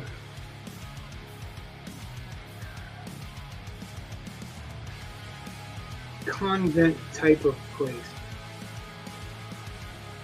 A convent type of place, like a monastery? Yeah, like, so it's not a convent because it's not nuns, but it's that type of place where you would store relics and you'd have great respect for religious artifacts and such. But so he's got a bed and he goes to lay down on it, and you know what sleep tight means, right? Where it comes from? No. Because they didn't have slats for beds, they had rope. Oh, so the knots? So you would tighten the ropes Yeah. to hold you. Well, who do you know that would mount a bed like it was like just a regular bed, like it was a hammock or something, right? Like, especially if it was a kid, you'd just kind of either jump on the bed or sit sideways on the bed. Well, if it's only ropes holding it up, what happens if you sit sideways? Slide right in. The rope would either floss your ass or it would drop you right between them. So, like, I'm thinking about this and I want to put it in the story. And I put it in the story and I'm like, do I really need to mention how the bed's built? That's the relevancy of why I would bring this topic up. But I'm thinking that it kind of is necessary on one scope to show that he's, like you said, that you know, it's a tradition. It's not just him. It's him. There are people that gone before him. And so the original bed that was there, if it comes from 500 AD, it might have just been just a wooden structure, like a bench, because the Vikings had basically a bench that had a section of it with headboards and footboards that they would put furs and stuff in for a bed, because they didn't have a private room in a longhouse. So, you know, I'm kind of weighing what would actually be there.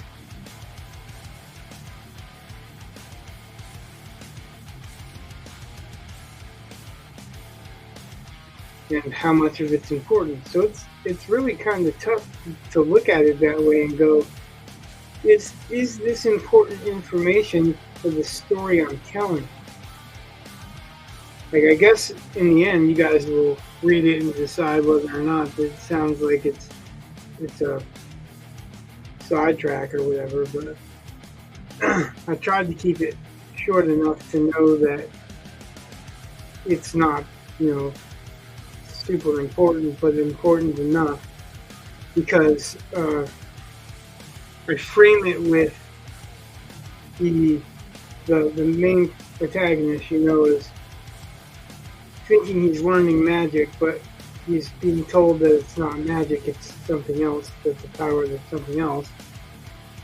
And he's asking basically if he can magic this bed fixed, and he's told that some things are better off being worked with your hands.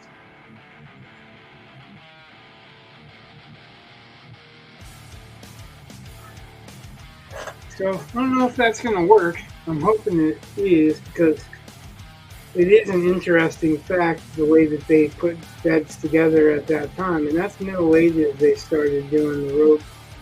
But I guess that would also depend on, like you were saying, your status too, because I think the wealthier you are, the more you could get away with. And yeah, like, that's something I still haven't actually discovered, is why Henry VIII made that illegal. But I didn't have to worry about it because I wasn't writing in that time period. But Like I was writing in an earlier time period, and I'm like, what did they use for pillows? And I'm like, wow, what? They didn't have any pillows. How did they not have any pillows?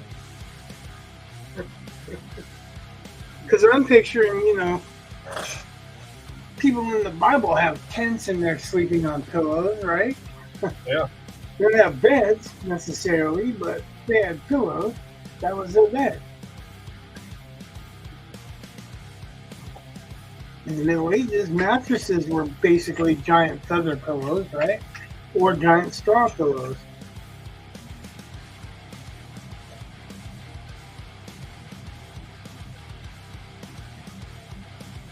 So yeah, it's an interesting thought that, and that's something I derived from reading Dickens is how important is it? Like, we love to do that. We love to do the research, and we love to show off what we learned, right? But Yeah, except for that's a lot of times on those darlings that they want you to kill. well, yeah, but some people, that's the fun of it. That's the fun of their writing. They're not thinking about telling the story as clear as trying to set the setting so that you feel like you're escaping into that setting, right? And I guess that's a lot of that would be the difference between a milieu story and any of the other on the Mike's quotient, right? Because definitely, if you're in a milieu story and your character has never experienced that, then that's of interest. Because that character wouldn't be accustomed to it. And that's why my debate is whether it's important or not, because it is a little bit of a milieu story. It's taking a fish out of water and putting it someplace else, right? How important is it?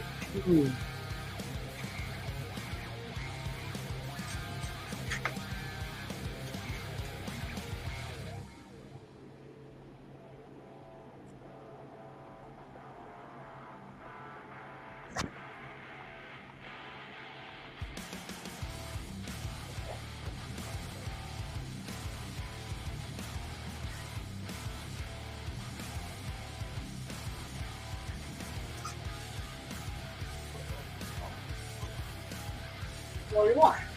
Okay. Uh-huh. So this is interesting. What I'm doing is adding blue over the brown.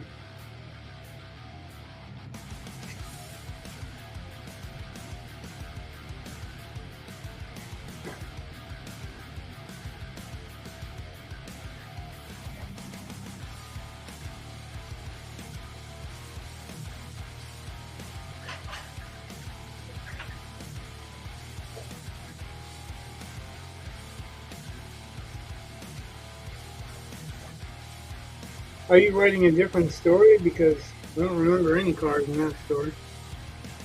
Yeah, you haven't seen any of this yet. Part of it's because, I've been posting my novel chapters. Yeah, I guess I'm asking if you're still writing a novel or if you've gone off on another sidetrack. Trying to do both. Although I am trying to emphasize the novel over the short stories.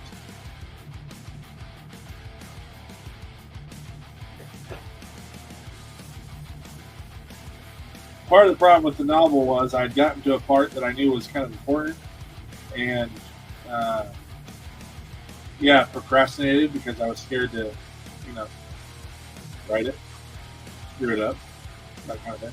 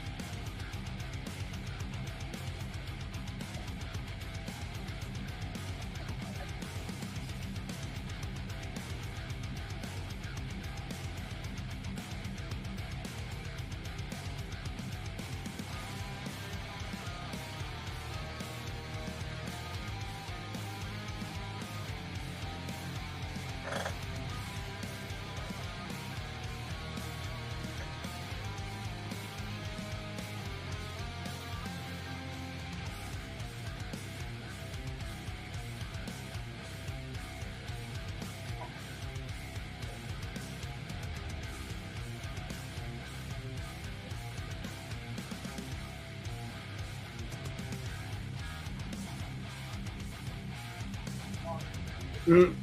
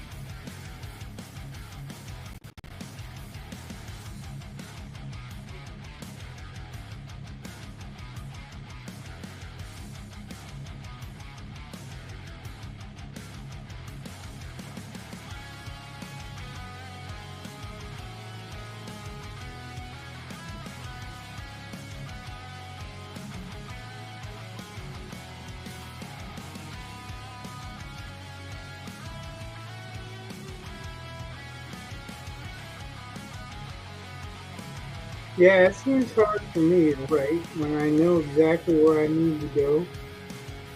Yeah. Sometimes that alone makes it hard to write.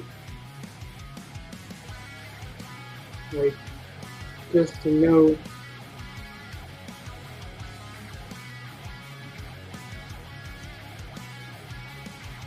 It's so weird.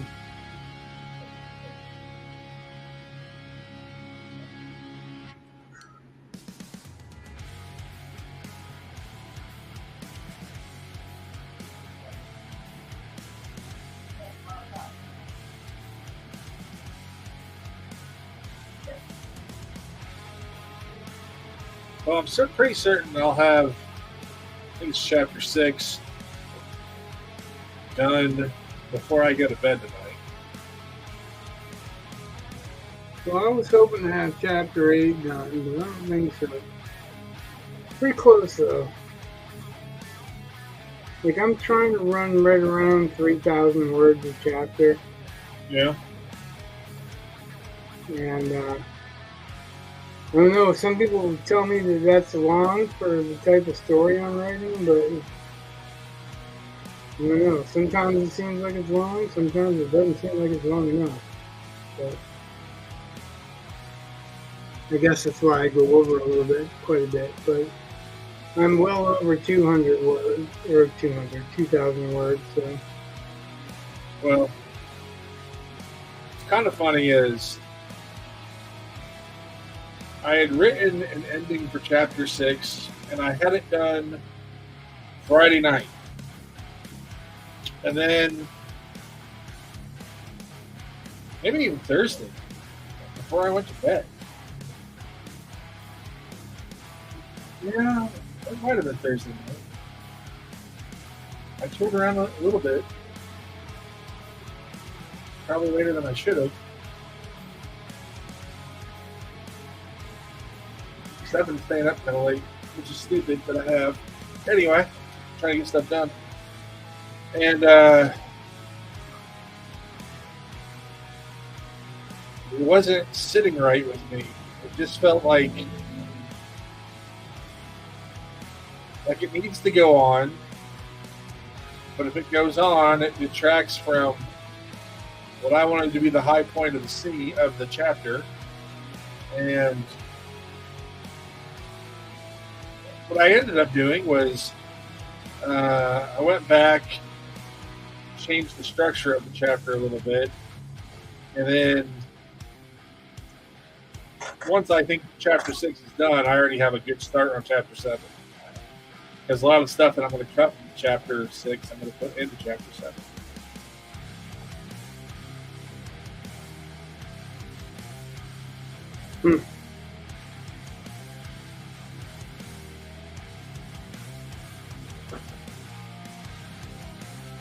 And ever since it's John Brown suggested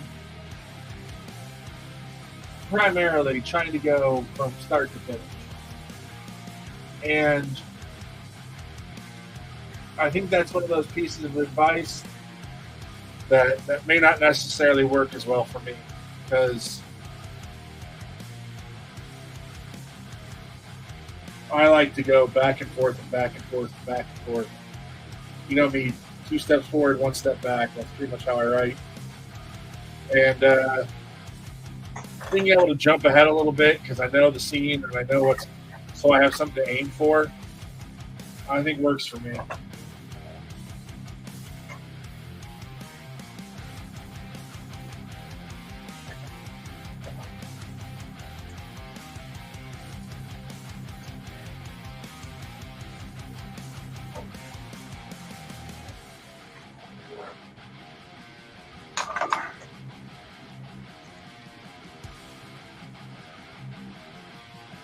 I don't know. This stuff I've come to realize after a long time of writing that there's no one right way anyway. Nah, there's not. And that everybody's sense of, probably the wrong word, but stamina for what they're willing to read, you know. It's like John Brown's not liking the opening of the 13th name because it's like, he's like, oh, it's revenge porn, but it's not. It's actually a character growth story. But like, if you read Scrooge being a nice guy at the beginning, it wouldn't be the same story, right? Right. So, like, I'm hoping that the course of the story shows how they change because of the course of the story. But I've also realized that there are revenge stories that I like. Yeah, and there's a place for it. It's kind of, I don't know, it sounds kind of weird or defensive or whatever, but It's not. Because what's John Wick? It's a revenge story. yeah, and I'm kind of lukewarm on the overall of that, but that's mostly because it goes over the top. Like the whole mystical assassin. Well, see, I think of it more as a fantasy story. So Yeah, I get that, but I don't know. if I was going to read a fantasy assassin story, I want it to be set in a fantasy realm. I would want it to go from some badassery of today to just outlandish badassery of today, because that just doesn't work for me. I lost. I'll probably watch the next one that's put out, but not with the same enthusiasm that I watched the first and second one. They kind of lost me along the way. I guess my balonium has a limit, if not a first name.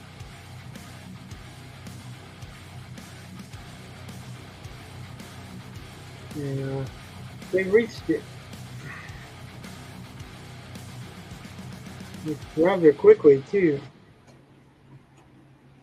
And I like the idea, I like the premise, but then all of a sudden it changes from "you fucked with the wrong guy," which that was great for me, leave it alone, to there's this super secret badass organization of assassins, implying that there's some sort of honor among assassins, Right. Which, that's hard for me to swallow, so you've already got something hard for me to swallow. And then you're going to add that to it. And then you got the mythology with the hotels, which wasn't in the first one. It was just a no man's land, right? Yeah. And then it kind of morphed into something more, and then there's a whole bunch of hotels, not just this one. And the guy who runs the hotel is the one that decides whether or not, I don't know. And how can you complain about a bad guy running the assassins? Because assassins aren't good guys. I do understand that, but I still enjoyed it. Hey, every time I say this stuff, I gotta kind of reaffirm that I'm not saying that I didn't enjoy it until a certain point, and I'm not saying that nobody else can enjoy it. That's exactly the opposite of what I'm actually trying to say. And I want the idea that you can enjoy whatever the hell you want to, and that be perfectly fine.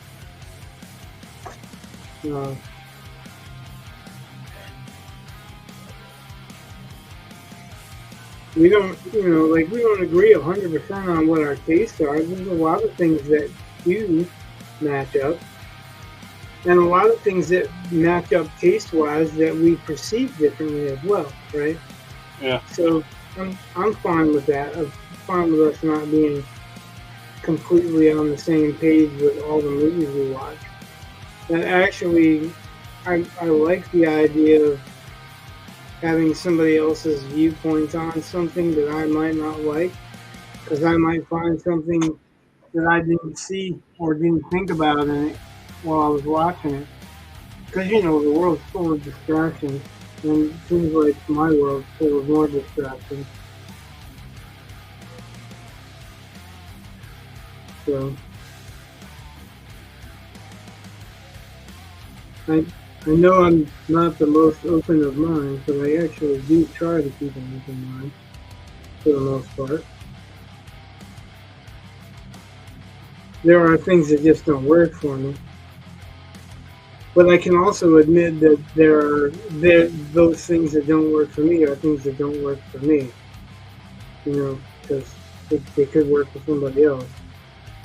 And that's what I'm saying about the whole John Brown thing, is that there's a group that's going to like no matter what you're putting out. Somebody's going to like it. If you like it, somebody else is going to like it. It may not be, the most well thought of piece of literature out there, but somebody's going to love it if you love it. I think that's a pretty easy rule of thumb to say. Yeah, it's pretty much only if you. Well, I mean, that's one thing. I mean, when I enjoy the writing of a novel most, that means the story's working for me, and I'm enjoying all the aspects of it. And as stupid as it sounds, it becomes more real as you put it on the page. Like, obviously, you're thinking up all these things, like you're imagining all this stuff, but it's kind of jumbled until it gets organized into words that go on a page. So it becomes more concrete, which enhances the experience. So, yeah, if nothing else, I mean, one of those things, they say, write the book that you want to read. And some people argue with that because, you know, there's always someone who argues everything. But I figure if I'm enjoying this, at least I'm enjoying it. You know, like, if it doesn't find the audience, that's kind of sad, but sad for them. It doesn't have to be sad for me. Well, I think that rule of laws is that if you like it, then there's going to be an audience for it. It may not be a big audience, right? Yeah. But there'll be someone. Like, if you like it, then someone's going to like it, because we don't live in a vacuum.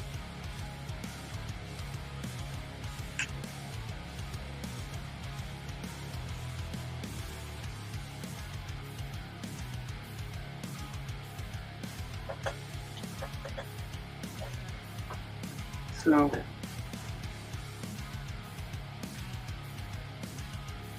I'm happy if somebody reads it and likes it, right? Yeah. I'm happier if there are more people that read it and like it. But if there's even one person that really reads it and likes it, it doesn't even have to make a big difference in their lives. But if they read it and they like it and they think that's a really cool story, then I feel like I've done something. I've you know. Yeah. And if the situation arises that they should, you know, find it of more value and spread the word, I guess you'd say. Right. Then that's even better. And I've actually had that happen. I had someone buy an anthology I was in because of a story that I wrote that she taught to her class. And I thought, you know, pretty much I've achieved everything. Like, at that point, I'm not Stephen King, I'm not wealthy, I'm not, you know, whatever, but somebody taught my shit in school. They liked it enough, they found it valuable enough to put it in the brains of the next generation. And I think that's pretty much the highest compliment, or at least I felt like it was the highest compliment that I could ever achieve. Like, I would love to, you know, pay me. I would love to make $1 million or whatever the going rate would be. But if somebody found my stuff good enough to teach other people and to use me as an example of what to do right, that's pretty important to me. That's pretty big. Like, I don't know if there's a higher step than that.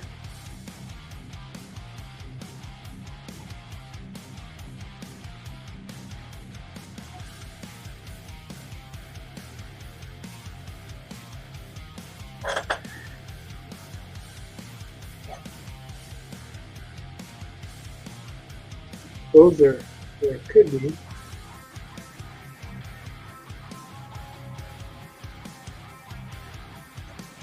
But it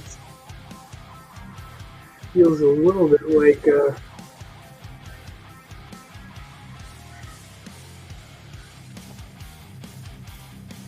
Kill a Mockingbird or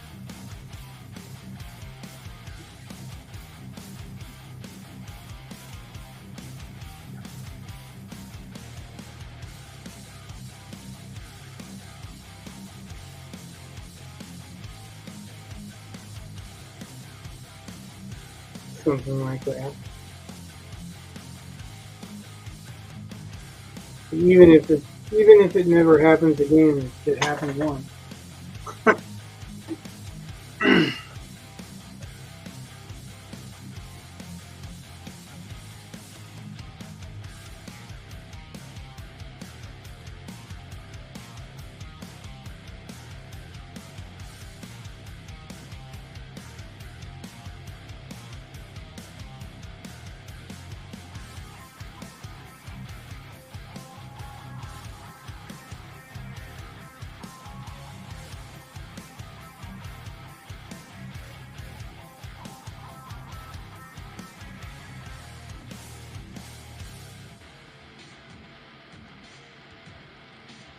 It's kind of been funny with this novel because I have short bios on the main characters. Then realized at least I thought I did. And then there was a character that was mentioned in chapter 2 that I need to mention again in chapter 6, and I was like, I don't remember what that guy's name was. I remember the scene that he shows up in. I know what he does. I know why he shows up again in chapter 6, but I completely forgot what his name was or anything else about him. And I just started. Like, normally I can keep all that stuff in my head for a short story. I can't do it for the novel. Well, I told you what I do. Like, I actually just did that too, because talking about the whole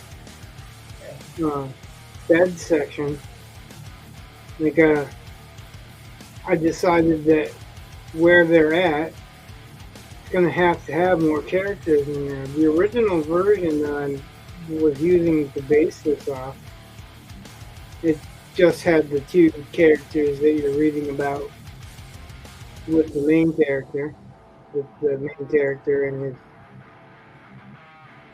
sidekick there, kinda mentor. But then I decided that I needed another character because of the limitations of his mentor. Yeah. So I did some research to find out. So the first use of the name Arthur in the Arthurian legend is to say that there's one guy who he fed the ravens regularly, but he was no Arthur, and that's in the 𝒂𝒍𝒐𝒘𝒆𝒆𝒏𝒚, Okay. which is another ancient book of poetry like the Kolinsky.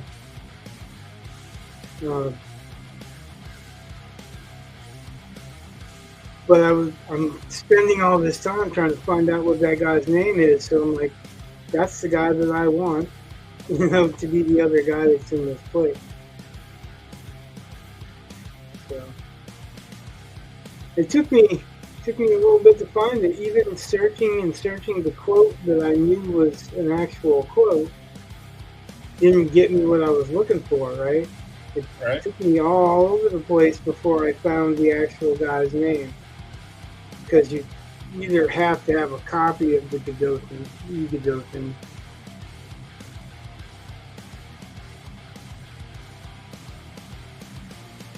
or you have to have a friend that's a scholar with it, which I much prefer to have. But yeah, I found the guy's name, and then when I found the guy's name, somebody misspelled it, so that was another little bit unraveling it.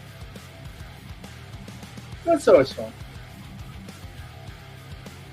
But again, it's one of those big things. It's a fantasy, so at any point in time, I really could be like, yeah, I can just name him whatever I want. That's like the dragon, Kasparov.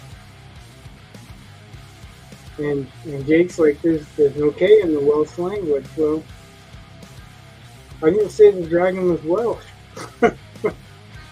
Like, even if he comes to represent Wales, nobody said that he had to be Welsh. Like, that's an assumption. Well, that's like assuming Cleopatra was Egyptian, because She wasn't, right? yeah, I mean, she was technically. She was like we're Americans. We're not Native Americans. Our bloodlines didn't start in America. They migrated to America at some point, but so did every other one. well, okay, argumentative, but I'm saying like versus Native Americans. I know. And yes, there's an argument that Native Americans migrated as well. But I'm not making that claim. I'm making the point that Cleopatra was Egyptian because I think she was born in Egypt, but she was of Greek heritage. Right. Which is what you were talking about. She's a Ptolemaic. Yeah. And Ptolemy was the General Alexander, one of the generals of Alexander the Great. And that's for the channel, not for you, because I'm sure you knew that.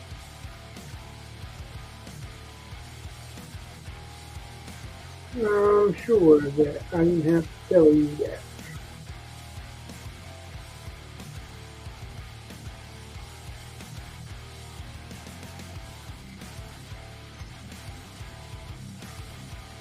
I was playing Call of Duty with my son,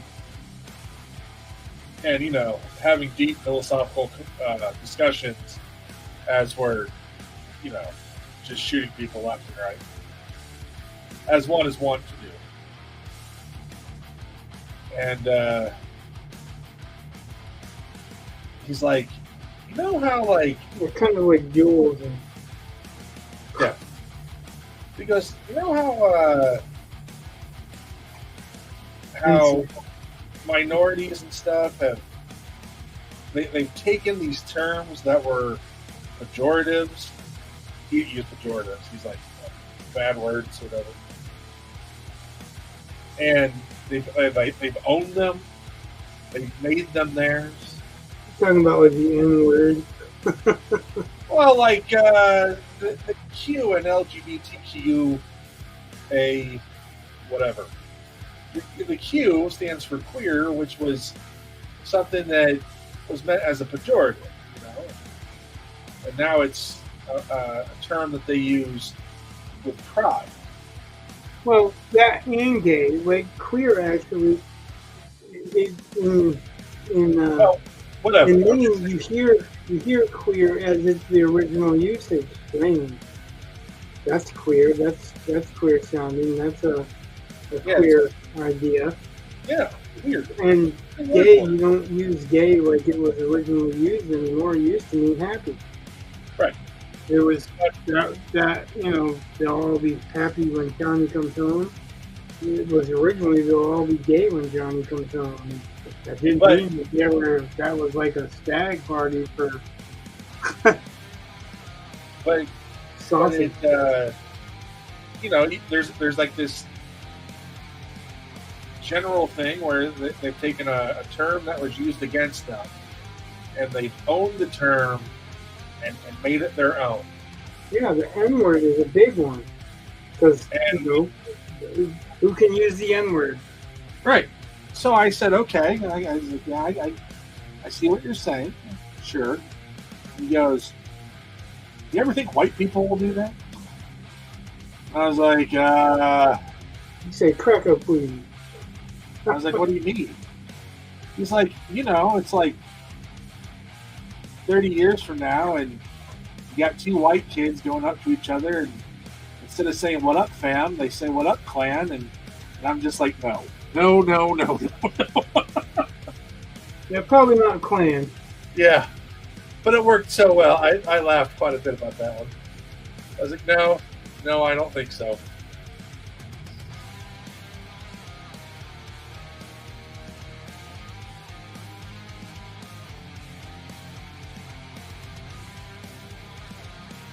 I've never been particularly pleased with the spread of the term cis. I'm like, fuck you. If you want to use that terminology, you're a dick. I don't care. Yeah, the only time I used cis was for my sister. Yeah. You're a cisgender, fuck you. You mean I'm a man. That's what you mean. And I'm not going to let you poison the conversation by dictating these stupid-ass terms. Fuck you. We see that argument. We've lost the argument before it even starts. No. Right? Because that was the entire point of the argument. Yeah.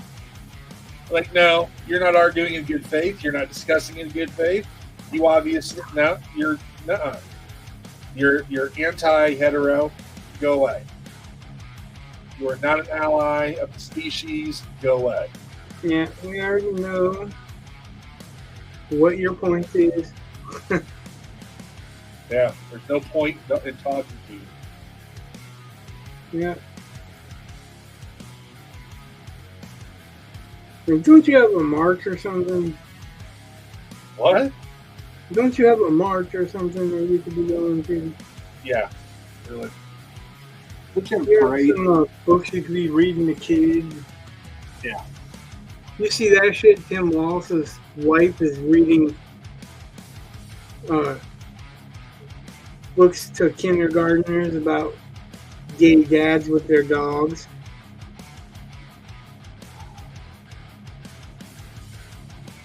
While he's on the campaign trail, that's her contribution to the campaign. Like, why don't you leave the fucking kids alone? Like, this is the thing that pisses me off about it, is that a kid, kindergartner, third grader, all of those kids, all of them, I don't care what you say, all of them should be able to be kids until they can't be kids anymore. They shouldn't have to deal with or think about things that depress them enough to commit suicide. That's what the problem is. That's where there should be a law. That's where they're violating it, and that's why they're attacking our country. It's not that, oh, I want to say that it's okay to be gay or whatever. That's not the question. The question is when you tell a kid to think about sex. Why don't you let them think about riding their bike? I know. I can understand the representation. And with a kindergartner, I don't need it. Nope. Well, I'm just saying, okay, so let's say on Sesame Street you have a gay couple. As long as they act like the straight couples, but just happen to be gay, as in, the straight couples aren't, you don't see straight couples on Sesame Street making out or doing anything else. You don't see them even kiss. They're very platonic. Because it's a kid show. Why? Why do you need a gay couple on a kid's show that's predominantly about birds and non-existent things, right? Well, like here's and because they exist. The representation there. Sure, they exist. So does herpes, but I don't think the kid needs to fucking hear about herpes. Well, I wouldn't equate gay people with herpes, but I would. It's the same thing, and in the instance that you just used, it's the same thing. It's out there. It's something that they should know about. Well, again, that's not what I said. And you said representation, right? And I'm saying there are families of children that have children that have gay parents, and to act like they don't exist is kind of wrong. They exist, and they have a right to exist, and that's perfectly fine. And if you watch the heterosexual couples on Sesame Street, are incredibly platonic, and they don't run around saying I'm straight. Yeah, that's what I'm saying. Like it should be something where saying. Like, you just want to show two guys hanging out or two women hanging out. That's one thing. But when you start going, oh, I'm gay, then you're just showing gay. There's no reason to do that because that's not what they do with straight couples. Nobody's doing that other than that. So why would you need to do it? Why would anybody else need to do it? Well, that's where I think again, if you start into the argument, there shouldn't be gay people on Sesame Street. That's discriminatory, and I agree with it. It's discriminatory. I think that they shouldn't have sexual anything on fucking Sesame Street. I don't think you should be talking about sex on Sesame Street. Is having a married character a sexual thing? If they're running around going, this is my sexual choice, then yeah, I didn't see that. I agree with you on that. Then how are you going to know? Like, couples don't do that, and therefore a gay couple shouldn't be doing that because it's a platonic show for children. But when you start adding the sex part into it, you're not going to know that they're gay unless they talk about gay. Oh, I don't know. You're not going to know they're gay unless you fucking specifically point out the sexual aspect of that couple. Well, again, how do I know a character is married then? What? How do I know two characters are married? I don't think you need to do that either. I don't think that there needs to be a focus on married couples on Sesame Street as well.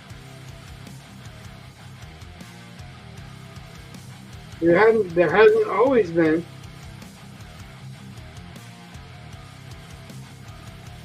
That's just okay. Well, I think that's kind of crazy. I just don't think that's the purview of the show. I don't think to put that in the spotlight. You're not trying to say this is normal life. You're saying that you don't have to choose normal life. You can choose this life or whatever. I'm not saying you can. I'm saying that what you're doing is you're putting one sexual being out there, sexual couple out there, talking about that sex, because if not, you wouldn't know that sex is an issue. I think it can be done without bringing sex into it. Really? Good luck with that, because the whole point to gay and straight is sex. Well, then having anyone who's married is there, and the idea that you shouldn't have married people in a children's story. I think that's a different argument, because you don't have to show sex, or you don't have to even talk about sex to know that they're married. But if you have to know that they're gay, you literally have to talk about sexual choice. No, you don't. How are you going to know they're gay? What's gay? How do you define gay without using? If I say, "Look, here's my wife Rhonda," and then I say, "Oh, by the way, here's my Aunt Penny, and that's her wife." Now we've indicated that someone is gay because my aunt has a wife. Who, by the way, lovely lady named Michelle. But then you're going to have to explain to the kids that go, "Why do you have a wife?" Why? You don't have to explain anything. You don't explain it for heterosexual couples, so you don't have to explain it for the gay couples. There's no way that I'm going to believe that they're going to introduce the subject of gay without a kid asking a question so that they can define it for them. Well, that's the whole point of bringing up gay. That's the whole point of inclusion.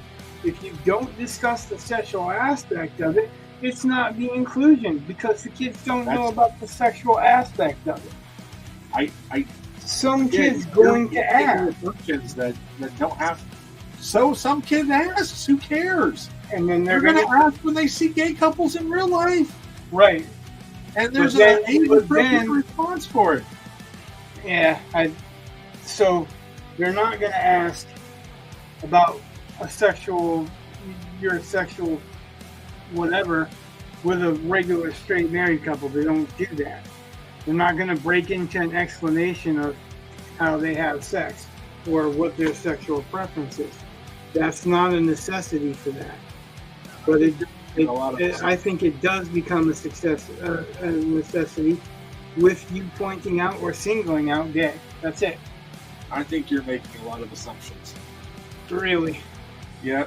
I don't think that you can discuss a sexual aspect of something without discussing a sexual aspect of something. again, if you can discuss marriage and it's not a sexual aspect, then you can You're discuss discussing gay marriage, not just marriage. And then when you go gay, then you have to answer the questions about gay, which is not, again, that's not marriage again. You're going off into a whole different subject. It's really not that hard. It's all you have to do is say, I'm hey, not when talking a woman- about it's hard. I'm talking about it's wrong. There's a difference between hard and wrong. And I think that's a subject that shouldn't be brought up with children at that age. I think that children should be able to be children at that I think age. you're fixated way more on the sex than what it has to be. Because again, Oh, all I think have to that's say is that why they get away hey, with it. Michelle loves Penny and Penny loves Michelle, and they got married. That's what people do when they are deeply in love with each other. That's it. I But bring they don't sex at all. stop there. You know they don't stop there. So I realize they don't stop there, but that doesn't mean it can't be done, and that's the way it should be done. no, and I'm saying they will not stop there. Well, They is not the married couple. They is the show. They're not going to stop with that. They're not going to leave it at that. They're going to delve into stuff that you shouldn't be talking about with kids. but again, That's what I'm saying. Like, I'm not saying that it's not real. There's a lot of stuff that's real that shouldn't be talked about in kids. Kids should be able to be kids for as long as they can be without having to deal with that shit. That's all I'm saying. yeah, but again, I'm sorry, but saying that we shouldn't have any representation because it's automatically going to lead to a discussion of sex, I think is a losing argument because they'll say, "Oh, you're trying to repress gay people," which is not what you're I don't care trying to what do. they say. Okay, except for you're not going to. We're talking about my opinion, and I don't care what anybody else says when it comes to my opinion. And my opinion is that kids should be able to be kids without worrying about sexual distinction until they're old enough to be curious about sex on their own. Well, and again, just by saying that, oh, hey, these two women love each other, it's not necessarily any because they don't know what sex is. We're If the going kid around doesn't in already circles. know what sex is, then they're not going to know that, hey, that means they're having sex. We're going around in circles because then they ask what gay is, and then to explain what gay is, you have to delve into sex. No, you don't. You just say when two people love each other of the same gender, it's this. That's it. Gender. No sex involved. Then we're going I to didn't know open what the gender sex conversation. was just because I said, hey, I'm married to your mom. Like, it just doesn't happen. I just don't think that it's necessary. I Okay. don't think it's necessary on a show for kids. I don't think it's necessary. Well, I think it's twisted one way, which is that then you have to go into the sex. That's too far because it's not age appropriate. And I don't think that they're going to be able to do that without actually working the subject. Well, I think you're crazy for thinking that. So there. Okay, then I'm crazy, whatever. I'm sure I'm not the only one that thinks that. So I'm not the only one that's crazy about that. So whatever. We don't care about anyone else's opinion. We don't care if anyone agrees with you either. I'm sure someone else does agree with me, though. Well, and again, you don't care because you don't care about anyone else's opinion. So I don't know why you're bringing it up.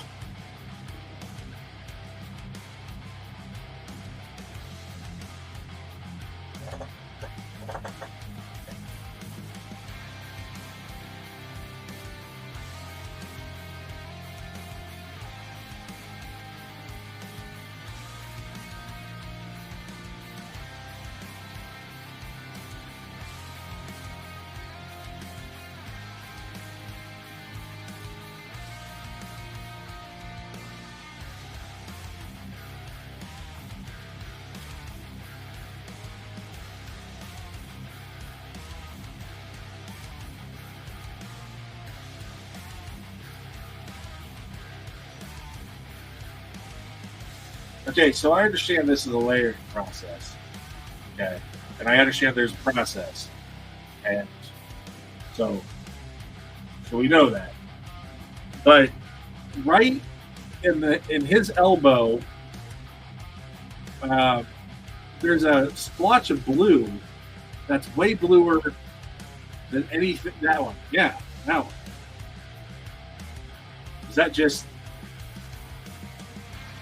Yeah, okay.